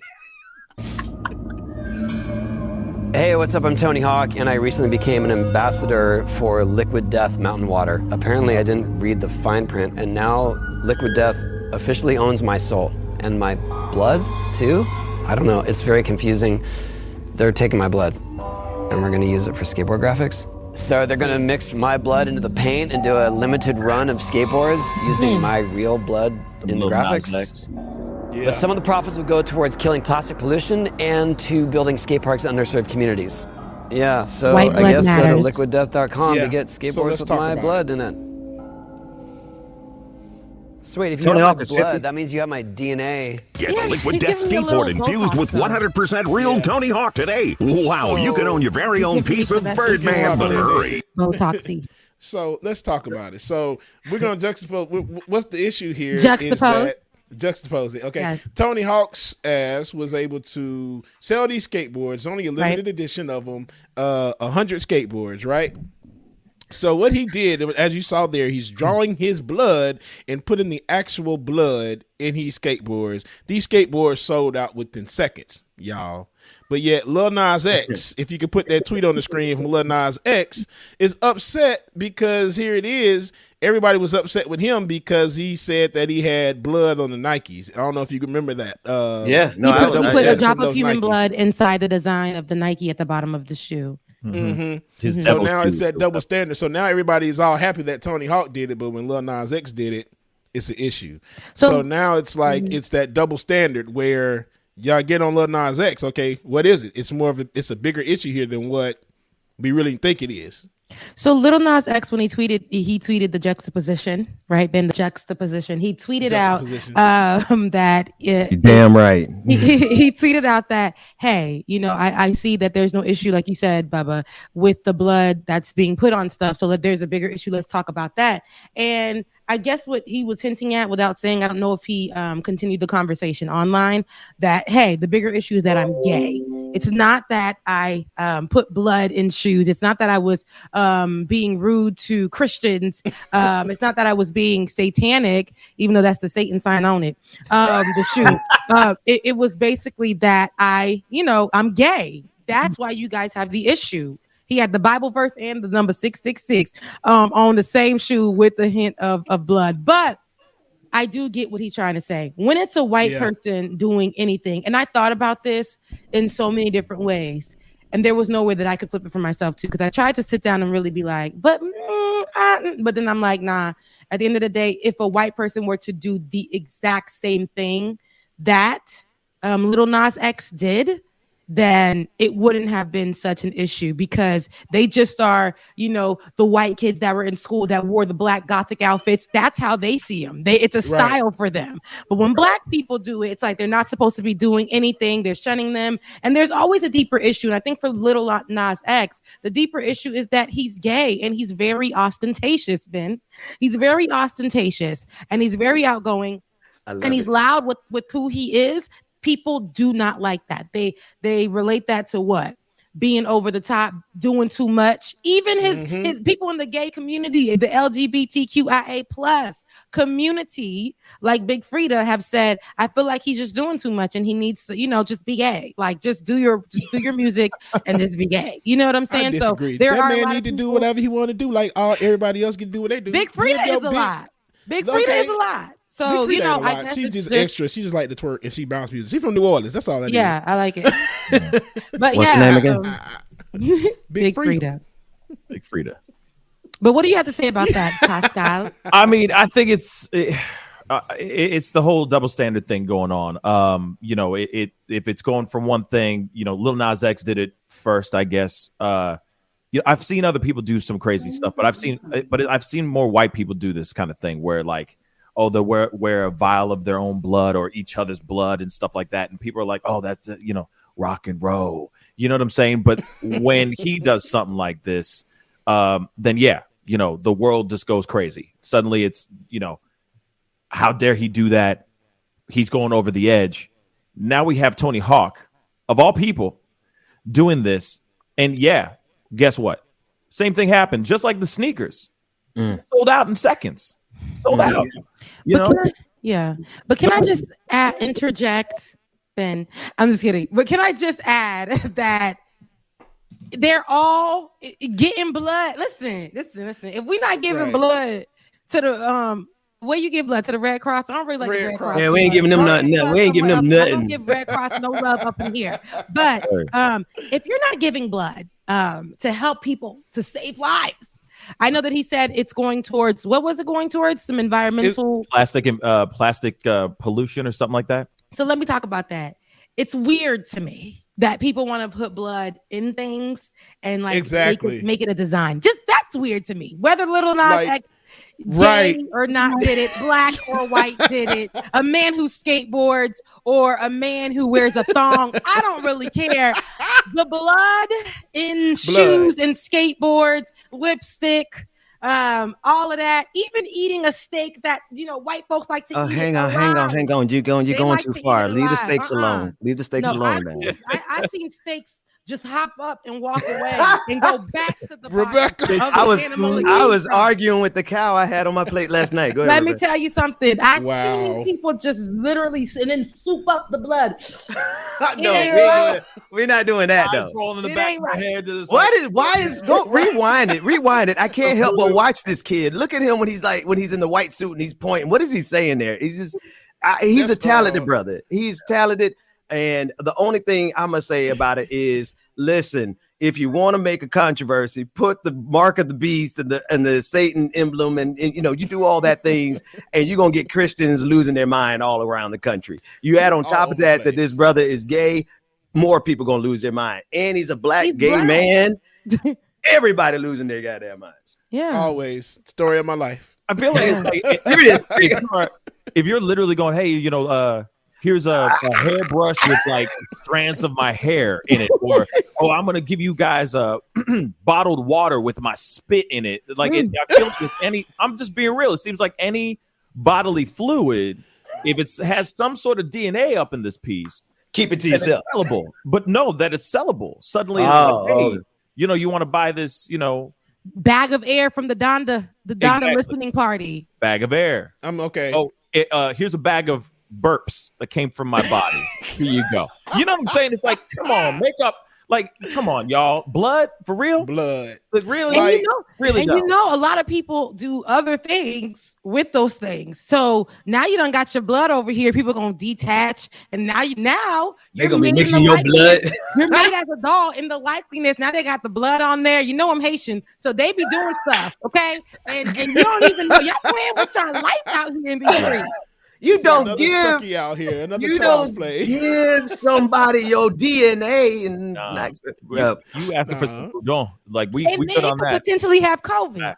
Yeah, Pascal. Yes. How you looking, man? Oh, I'm good. I'm gonna have to hop off though. Hey, my show's before you do, Pascal, really enjoying gonna it. start a tad bit late though. I'm just gonna be straight funky. Who but did? Well, y'all read the chat. Read the chat room in the platform because I think we can help out with that. What were you about to say, Rebecca? No, what'd you say? You said that we started here a little bit late. Oh no! I said I I'm just gonna wanted be to starting a clarify. little. She was ready to blame it on me. She was ready to She blame was it on me. ready to go in. To point out it was these two, but but you're gonna start your show late because you were here late. That means that you were enjoying your time and you didn't want to leave. Exactly. We're not kicking you out, but if you have to go, yeah, I'm gonna have to here. Yeah. soon. But before you do, go- brother, I got something for you real quick though. No, I gotta tell you something. No, So Pascal, I don't trust stairs. No, I don't trust stairs, Pascal. I don't trust stairs. Why don't you trust stairs, James? Hey, man. They're always up to something. Bye. Love you, brother. Hey, Pascal, we gonna come over. Yeah, we coming over to your place, man. Hey, come through the patron party tonight, man. If you're not busy, 9:00 Eastern time, we have the patron party for any of the patrons. And I won't be there for a long time, but I'll be there for a good time. Crap! Now Rebecca, I'll be there. I'm gonna be there as long as I can tonight. That's 5 minutes, man. Because you look at we all looking a little tired, to be honest. Pascal, Hangable. these two right here Yeah. leave me for be dead. For like Come on, 30 Ben, minutes, the church I be in the 30 minute. All right, Bubba here, y'all. We I do about my to go. church. That's me being. Y'all I do turn my up. church. I'm going. I do I'm my going to church bed. finger. I do my church finger, just like you gonna have to, Pascal, to get out of here. Or else we gonna hold you, brother. So I'm gonna go ahead and remove you. Dang, it's 3 bald-headed dudes with beards on the show. Yeah. I got one strand. Paradise. Ain't it beautiful? Rebecca. You want a fourth? There we go. Boom. Now there were black. Look at white people just jumping in. What the heck? David, run that clip, David. Black people When will you're never black, be lonely. you're never really lonely This because there will David. always be a white person all up in your business. When you're black, you're never really lonely because there will always be a white person all up in your business. When you're black, you're never really lonely because there will always be a white person all up in your business. Oh my God! When you're black, You gotta see you're the never video. really lonely because there will always be a white person all up in your business. When you're black, you're never really lonely because there will always be a white person all up in your business. What is this? Oh my God. This is what David just showed us an example of, and that was a really good pivot, David. Perfect. But you got to get out of here, Pascal. Yes. I mean, you can't have as much fun, all the time. But next time you're on Friday, we will start at 9:00, and we will have an enjoyable time, and we'll definitely kick it. Yeah, I look forward to it, y'all. Well, thanks for having me on again. What are you gonna say, David? Brian, Benjamin. Sorry. God damn, bro! Can you at least get my I can't even talk right now. You can't even get my name right. I'm just about to give you a shout out. Tell everybody to come to your channel as soon as the show is over. Make sure when this show is over, and we're considering, it very well may be possible that we won't do an after party since we're doing the patron party tonight, so that we can come over and support our brother Pascal. I need everybody who's watching Facebook, Twitter, Twitch, YouTube to go to his channel and watch him at 10 o'clock. We're going to go over there and watch him too, even though the brother can't remember my damn name. I'm sorry, Brian. I mean, David. I mean. Oh, man, I'm removing your ass from the screen. Call him big head ass being. It's like who removed him? Did he remove I him? did. Okay, bye. Bye. Boom. Have a good one. Back. We got 12 minutes, y'all. I want to go over there and party with them. And we got the patron party tonight. Patreon.com/liking Patreon.com. Wherever you are a patron. If you're a Benjamin Dixon Show patron, Georgia Ford patron, Pascal, if you want to invite your patrons, we could do that.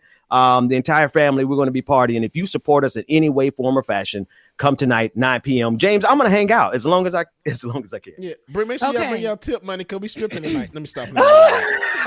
We said OnlyFans is back. Woo! No, okay. Only bands, bro. Only That's bands. where the money If y'all not bringing the stack. I said that's where the Right. money's at. Right. So David, I don't know if you got the things I did drop in last night. So since we only have a few more minutes left of the show, I did want to touch on those few things. And I don't know if you guys spoke about it earlier.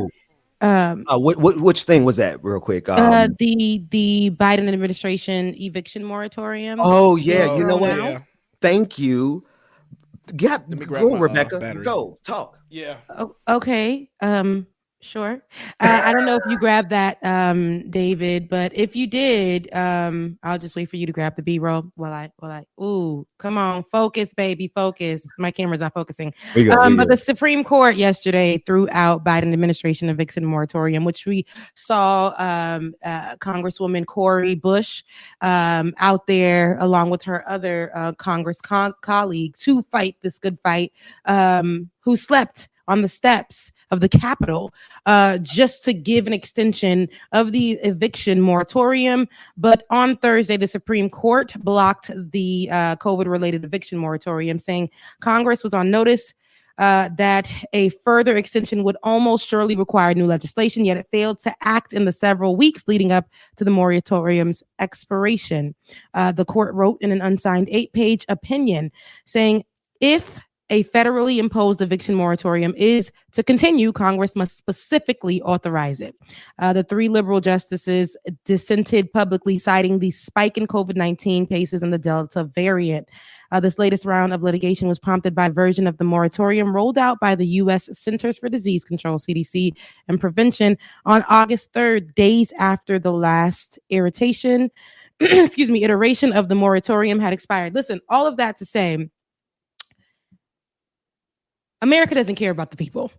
No matter if the eviction moratorium was for a day or 2 or 3 or a month or whatever, somebody tried and somebody gave it that extra time. And that was Cori Bush and her colleagues. People were sitting out there and saying the importance of people who are homeless now because of what COVID did, or people who are to be homeless because of this COVID that has been taking over our country. Right? The world, but specifically here in our country and how we run things, they do not give a damn. Now, I know that for a lot of people, I know the conversation has been had, and I know that on the show, we've talked about how people might be taking advantage or whatever the case may be, but the amount of people that are taking advantage compared to the amount of people that are actually homeless, I believe.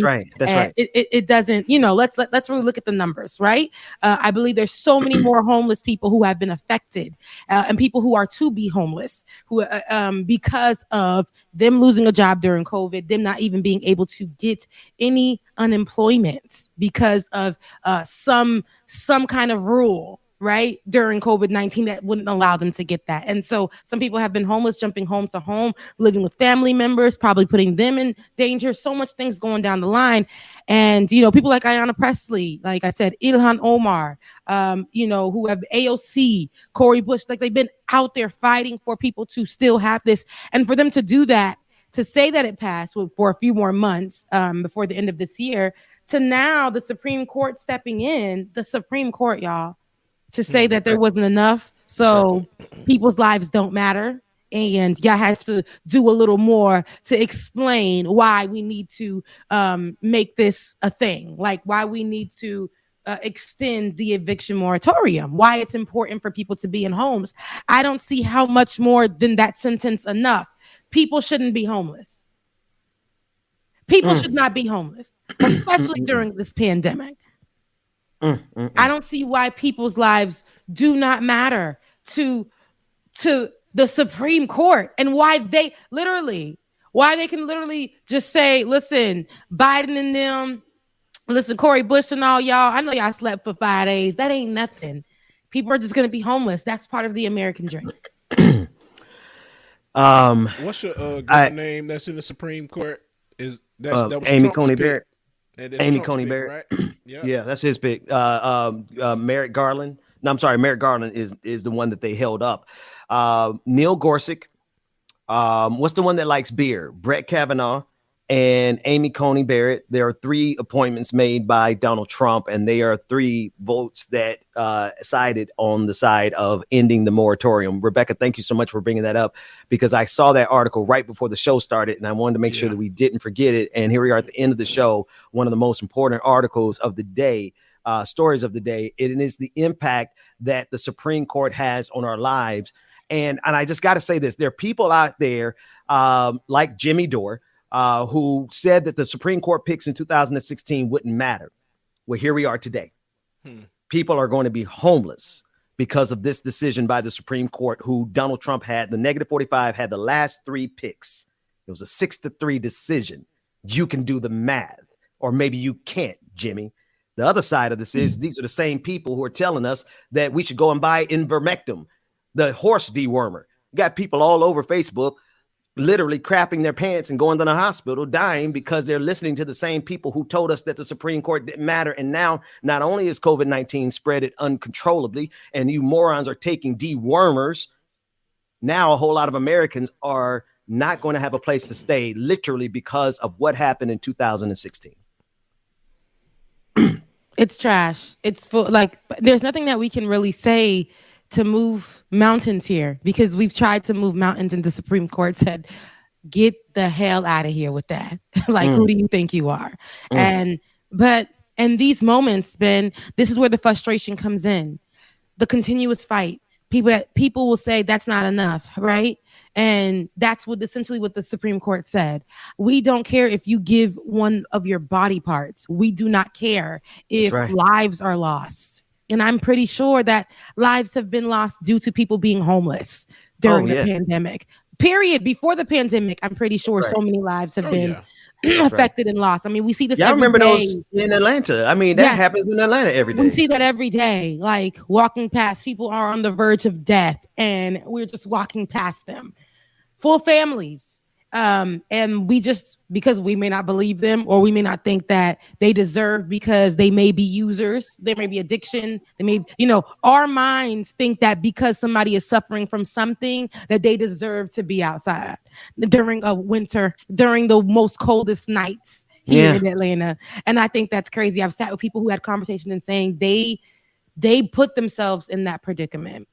Okay, that doesn't mean that we can't. There's a building right there, Walgreens, that has light, that has heat, that has air conditioning, that's just sitting there, unused. And like I said, there is possibly a Bank of America building in the middle of Midtown that is unused for the most part. Huge, taking up space. But we got people who are homeless out here in these streets. We got people who are homeless out here in these streets. And that's why I say, it will never make sense to me. Housing homeless people is so, it's such a fundamental human thing. It's like the baseline of humanity. It's the human thing to do. But I know people get frustrated with me saying I'm a little sensitive when I say stuff like that. No, we're people. And until you go through it, when the thing gets close to you, all of a sudden you start understanding how to be that way. One thing I don't like is during the holidays when people want to be human for that day because they think Santa Claus is going to bless them. I don't give a damn. The same way that you are on the 25th could be beneficial on the other days of the month, of the year. Being a good person doesn't always have to come because Christmas came that day. Like, I've watched that working in retail, how people will be like, here you go, here's $5. Like, it's Christmas, but you're holding the door for this Black woman because it's Christmas. Make it make sense. You know what I'm saying? Like, don't only be nice to homeless people because it's a holiday or whatever. No, like, I feel like this country has to do so much better. We have to do so much better. So I know that Cori Bush is about to fight this with her crew, Ayanna Presley, Ilhan Omar. Everybody's about to go out there and fight it again. And even us, the regular people who are joining her to go fight this thing. But it's almost like it's not enough. Because what it gets us is a few more months, and then we have to fight again and fight again and fight again. I hate it, but this actually helps somebody, and even if it's for a short amount of time, it helps someone, y'all. It really, really does. It helps someone. And it all boils down to now is just that, this may happen in the Supreme Court, but hopefully that some of the landlords, and I know there are landlords that have a heart, and they're still not going to follow. Me and Rebecca's camera, boy, I swear. Ain't happened in a long time, but both of us. That these landlords, though, they're not going to follow through with some of these evictions. I know a few apartment complexes. I know, hell, my landlord, he actually helped out and said, hey, I'm going to go ahead and apply for this COVID relief for you. So you get the information, I'll send the packet over. And there's a video on TikTok where the lady's a landlord, and she understands that she's losing money because they're not able to pay. Yeah, we played it on here. Yeah, but she's not going to them and saying, okay, you need to run my money. So what I did was I applied for you, and I need you to fill this out, and let's get this money. So then I'm not only helping you, but you're helping me because I'm getting free money. It's a double standard. So I'm hoping that these landlords do that, and they'll be okay. Now the issue is going to come with the property, those apartment complexes that are ran by these big corporations. That's right. I hate renting from them because they act like they don't have a heart. They don't have a soul or anything. Where I stay. Can't even get any assistance. I hate places like that. So ever. And I believe in it. And it's almost like to keep the people in line. If nobody else is complaining about it, why are you complaining about it? I can't even give you a day over. Like, you guys know, Ben, I told you one time when I first moved here, I had a struggle. Just one day. I got paid literally the day after, and they charged me $250 and like so much money. Just one day, $250. So I made a complaint. And now they give people 6 days, even though that it's like the moratorium, right? It's like we're giving you a few more months, but the 6 more days helps, right? But it's not enough. Like, where's the assistance for people? And I know they're all living around me that may have had the money, but because of COVID, can't get to their job, and some jobs can't afford to continue to pay you while you're not working because now their business is being affected as well, so they can't afford to pay. So there's so much that goes into all of this. A lot of people are affected, and it's just a lot. I know that we are supposed to get out of here, but there are 2 more things I do want to cover. Yeah, no, we're gonna. I'm asking Chuck Dees, our moderator in the chat room, to keep an eye on Pascal's channel when he goes live.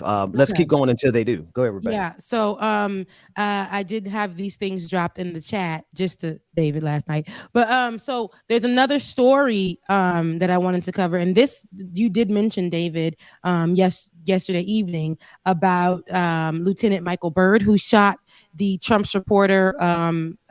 Fatally shot the Trump supporter Ashley Babbitt during the Capitol riot. He says he's been in hiding for months after he received a flood of death threats and racist attacks. He said, quote, "I believe I showed the utmost courage on January 6th, and it's time for me to do that now." I don't know if you have that. I did drop it, the SOT in the chat. It was too long. I didn't cut it yet. That's fine. We could play it. Can we play it until we say it's 5 minutes? Yeah, can we play it until we could say we could just play a portion of it? And then and so as he pulls that up, I was watching that. So I was wondering, I I understand why that black man was in hiding, because racist, MAGA, Make America Great Again, January 6th, insurrectionist terrorists, for them to find out that it was a black man that popped that white woman who was violating the Capitol.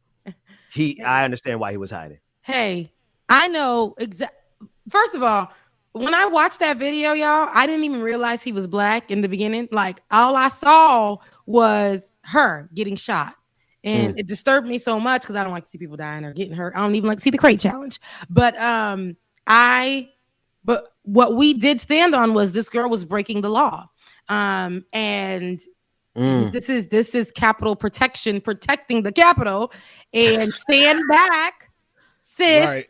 or I will have to shoot you. Sis was you. fighting and saying it's her right, literally like a creepy person just possessed, still coming at him, and he had to do what needed to be done.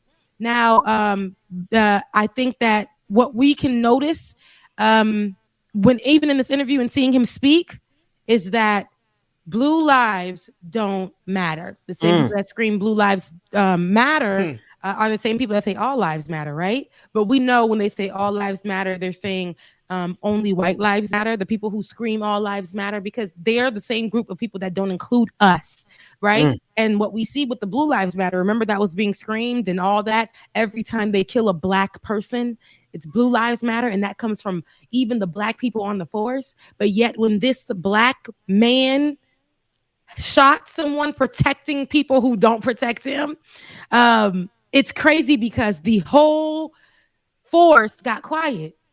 Nobody said blue lives matter for this man. That's right. It got to, I haven't heard blue lives matter in a minute, ever since Ashley Babbitt got shot down, for this man protecting the country. Anywho, let's take a listen to what he had to say. Publicly identified. Do you want to tell us who you are? My name is Michael Byrd.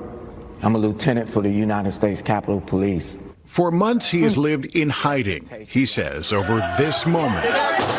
His decision to use deadly force against a rioter as she climbed through a barricaded door that leads to the House chamber. In the months since, he's been the target of threats. Could you give us the nature of some of those threats?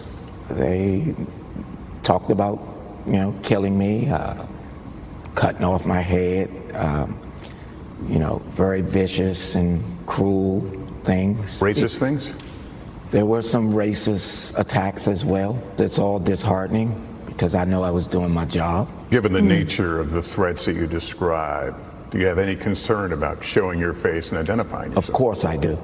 That is a very vital point, and it's something that is frightening. I believe I showed the utmost courage on January 6th, and it's time for me to do that now.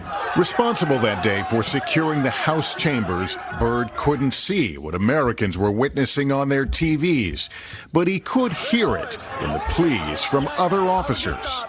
Were you afraid that day? I was very afraid. What are you hearing on your radio?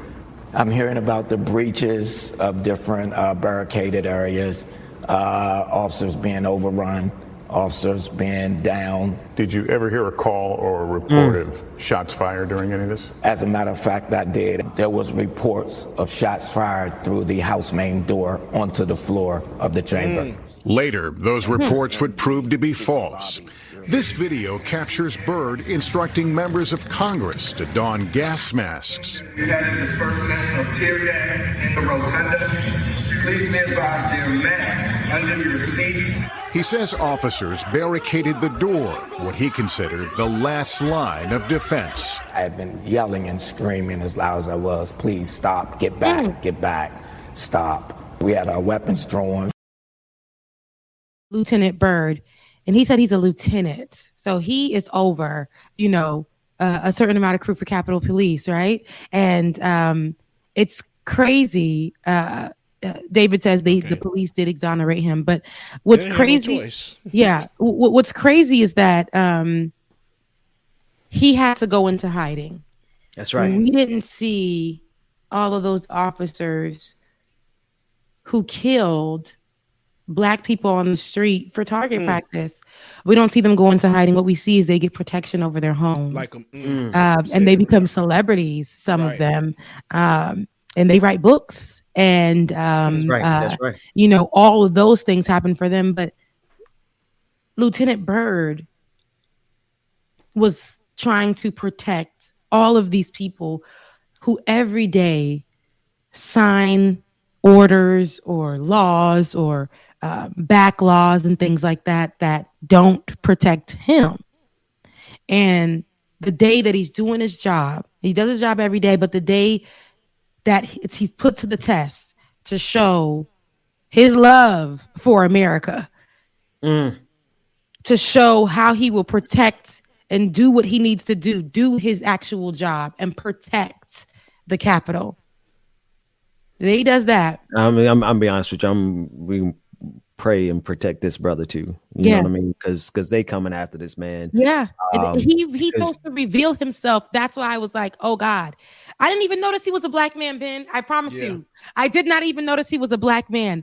But the day he decided to save America, he did that. He's the police officer that did that. The day he decided to do that, he had to back up and be like, I got to protect me and my family. I got to protect myself, even though I chose to protect the Capitol. That was my job. Protect the Let me Congress ask y'all a people. question. And I want to ask the audience a question too. And maybe we'll do it as a poll. How many of y'all think that if these officers, these Capitol Police officers didn't barricade the door and stop those people from coming in, how many of you think that January 6th would have ended peacefully? You think these people who were banging on doors and assaulting, and it didn't end peacefully, even without them getting it?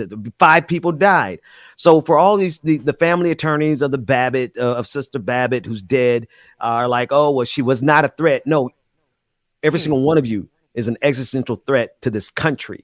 And so this man did what he had to do, but because he protected this country, he now had to go in hiding. He had to go into hiding, and we saw with our own 2 eyes. That's right. That's why I noticed the man was black. I wasn't worried about the shooter. I was like, that man protected.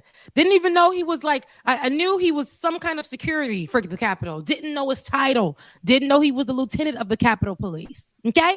Wouldn't have known.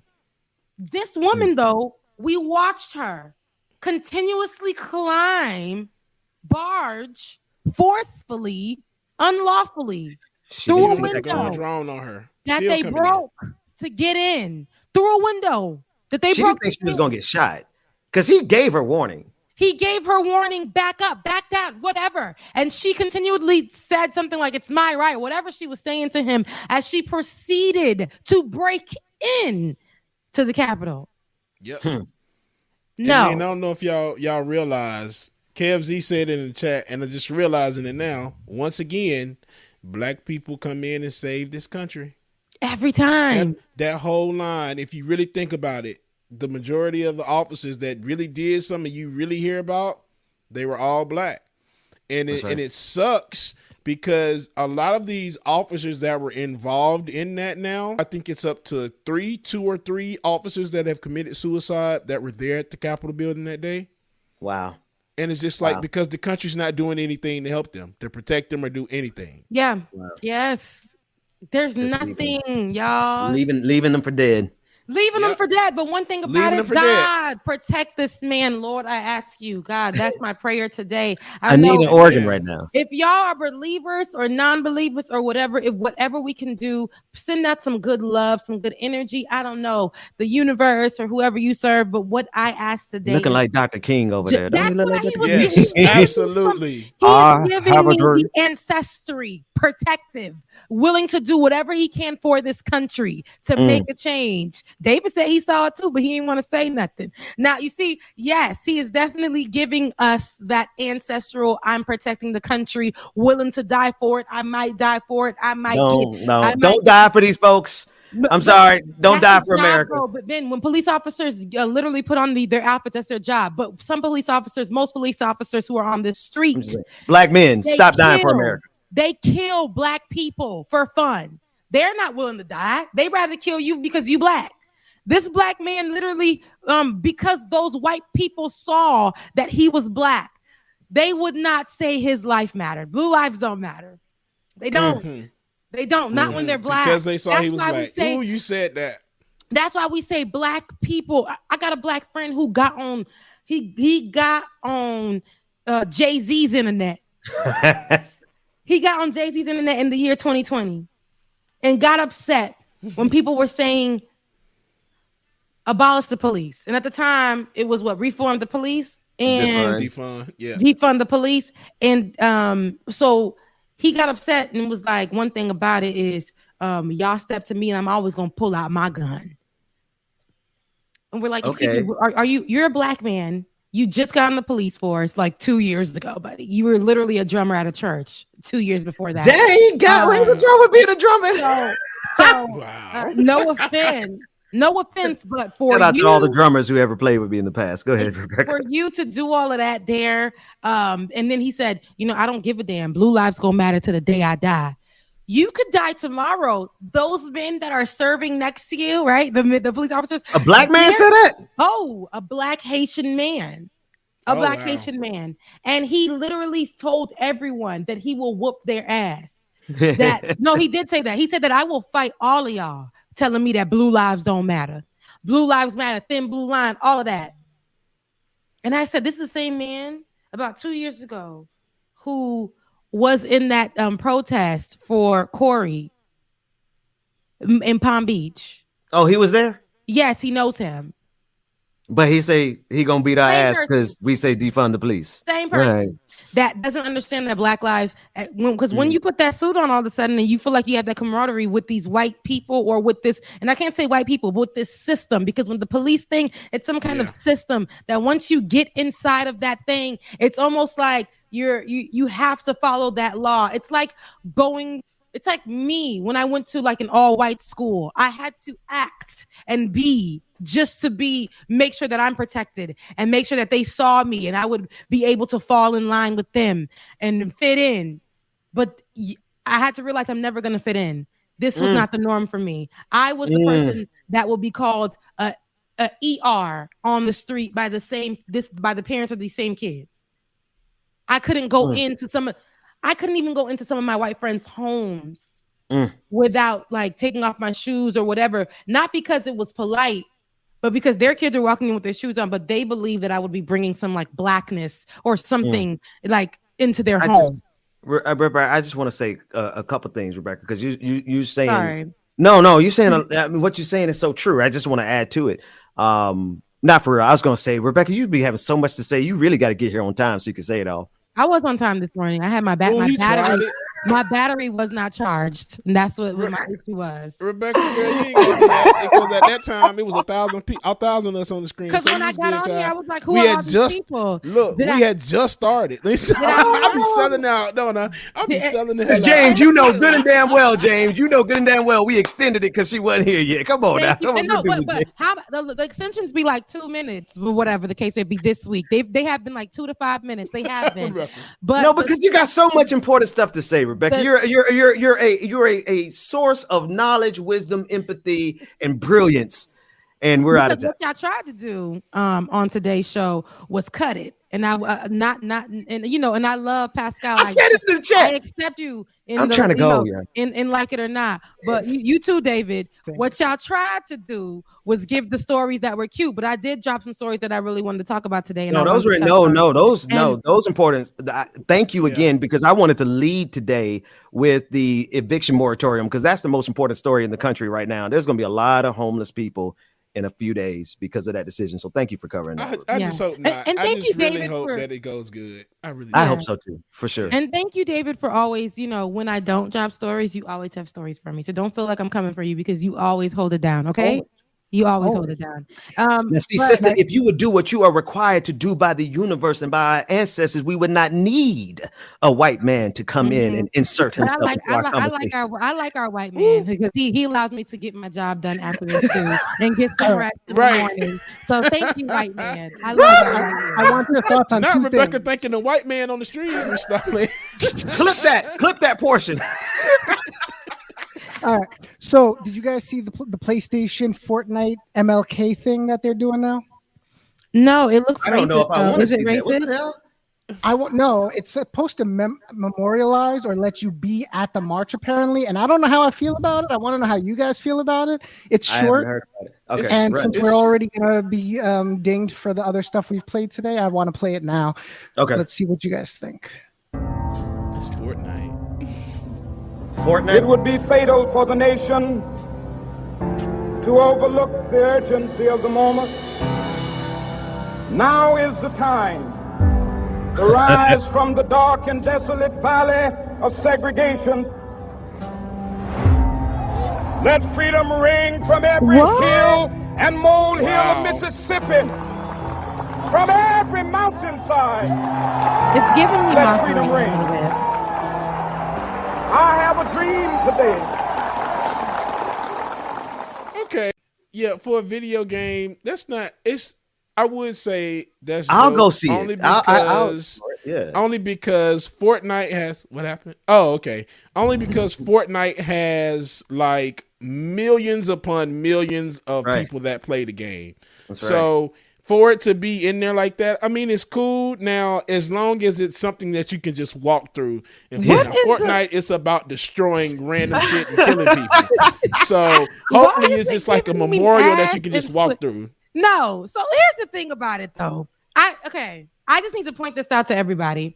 I know right now, like, being flamboyant, whether you're gay or whether you're not gay, you know, flamboyant can go on both sides of it.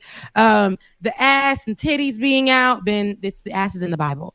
But all of that being the body part, like I'm getting y'all just keep cussing as much as y'all want. They're gonna cancel this contract. This all I was saying. It's the body parts and all this. They've been doing this like with urban. She come through looking like Storm. I thought that was Storm for a second.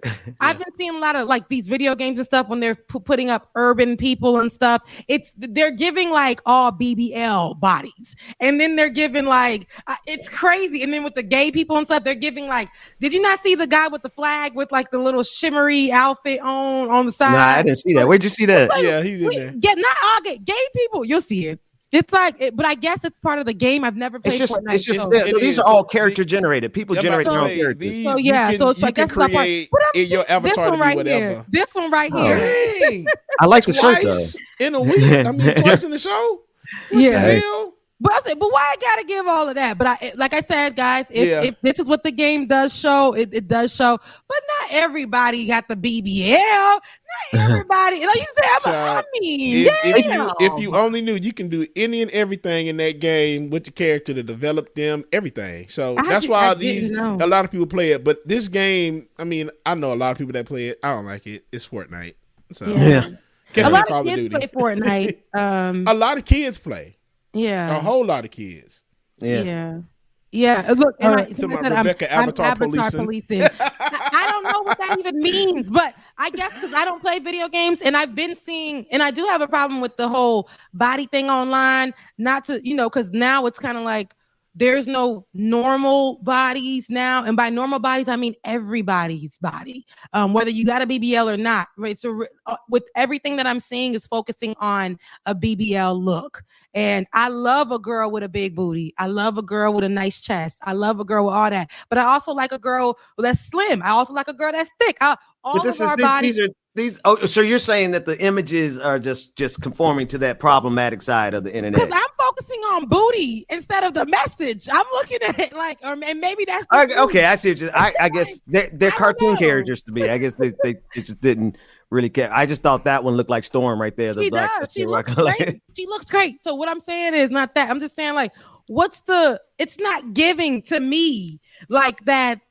I have a dream. I want to be here. I'm listening to Martin, I'm listening to MLK really talk his talk. I feel like it's almost in this is just me. So don't beat me down. I don't know Fortnite. So that's my disclaimer, because I know y'all will come for me, and that's okay. But it almost looks like a mockery for me. Like, it's just like, why? I don't get it. I was trying to figure out. I couldn't get the vibe of it. That's what I was trying to figure out, and that's why I wanted you guys to speak on it. Pascal is about to go live, so I want to play this last thing, and then we can go out. Wait, the last thing that I want to be played is the guy at the front of the the White House. That's okay. Yeah, we'll do this right after this. Okay. Dangerous thing to black people in August 2021 is not the Rona. It ain't racism. It's milk crates.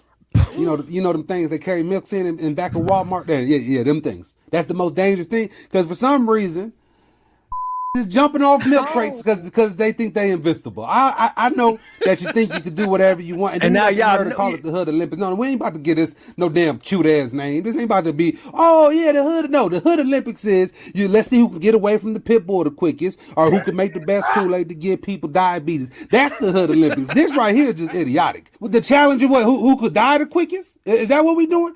Yeah. 12 out of 10 people crack their necks. Everybody that do this challenge taking 10 years off their damn life.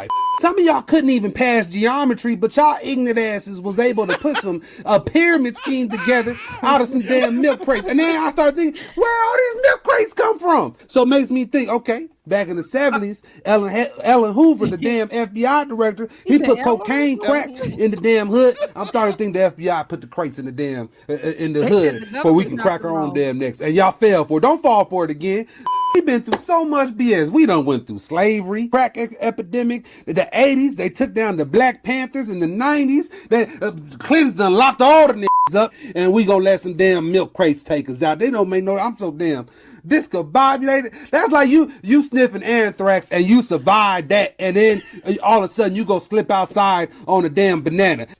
If you participate in the milk crate challenge, like, and you the same size as a Ford Expedition, or too many refrigerators, or 200 pounds of 5-pound potato bags, and you try this challenge, you definitely, whatever happened to you, I don't feel bad. I seen one dude fall face flip. He's 3 of me.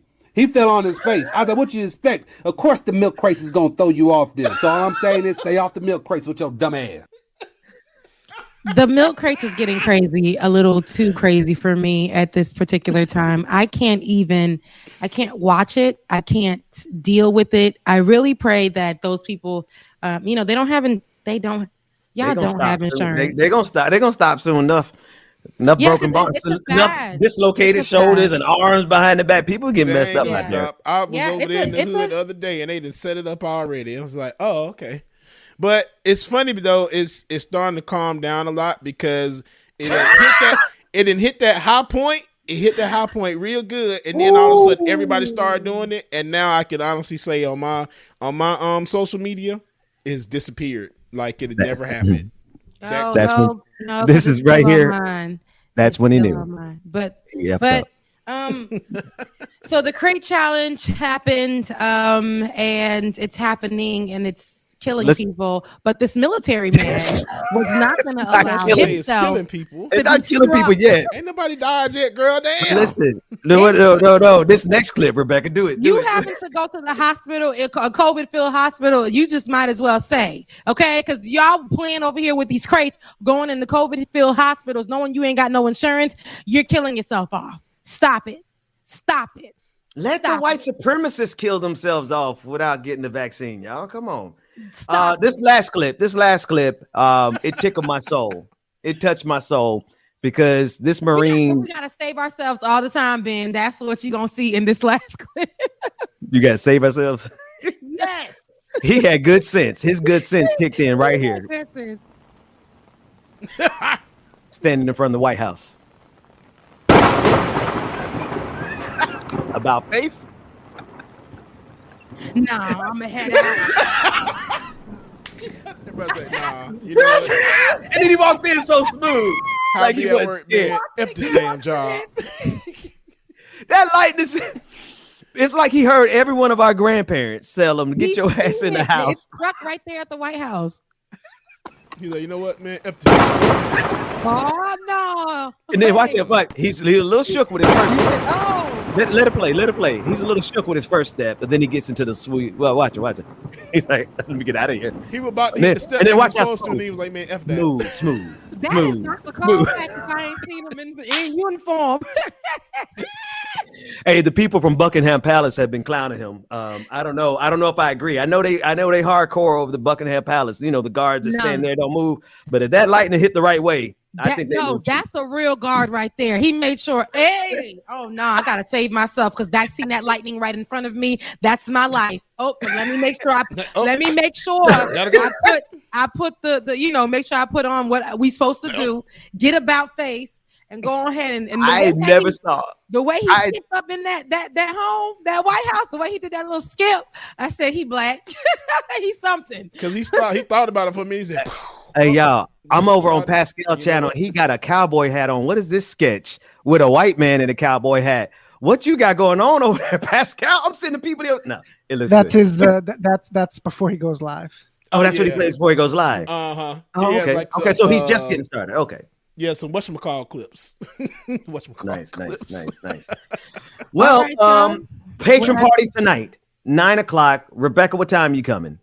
I'm gonna come very early because I'm out. She got plans tonight. So I got plans are we doing 9:00 or 8:30?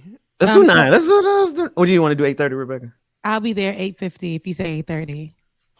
So let's do 9. Because then you had a conversation beforehand. So and then I could be dressed to go to wherever I'm going. Possibly. You don't need to be going nowhere in the Delta variant. But I'm gonna mind my business. I'm gonna stay in my lane. She's negative, but she's just gonna be, out and not in the streets, but you got your test back. Good. In the cheat streets. I'm just kidding. All right. So those crab legs, the crab legs tomorrow. The cheat streets, girl. Cheat streets. Hey, everybody who's going over to Pascal show, send them. Tell them we sent you. Tell them Rebecca spared how many minutes? Rebecca spared 2 minutes so that you could go over there early. Yeah, and let her back. I have yet to be. I'm so messy. I have yet to be a Super Saiyan yet. And yes, Ben, it's okay. You can be messy, but this show was going to end when I said it ended. I love you guys so much. Head over to the Pascal show. Tell them that we sent you. Make sure you drop the lions in the chat over there. I'm not sitting through this next time. I'm going to let y'all have fun from the audience. That's what I'm going to do. patreon.com/like it or Ben's not. getting lazy. Give us free. Become a Patreon today. Can you let us go? I gotta go teach my kids. Can I go, Rebecca? So you're not gonna go watch Pascal that you sending everybody over to, or you gonna teach? I'm sending him 200-300 people. I think he'll be okay if I don't show up. I love you guys so much. Enjoy the rest of your day. It's Friday, so you at the patron party tonight. Love y'all, minute. We will see y'all this evening. Play a couple of seconds of a song for y'all, so y'all get out there. Y'all make sure y'all mob on over to Pascal Show channel right now, man. Good morning again, Mama and Daddy. Good morning, Q. Love y'all, mean it. Y'all make sure that y'all join over there. We will see y'all tonight. Deuces. Yes, I'm gonna let you know just how much I tell you, Mama. I tell you, Papa, too. I'm gonna let everyone know about my love. So I really hope you love me too. Yeah, I really hope you love me too.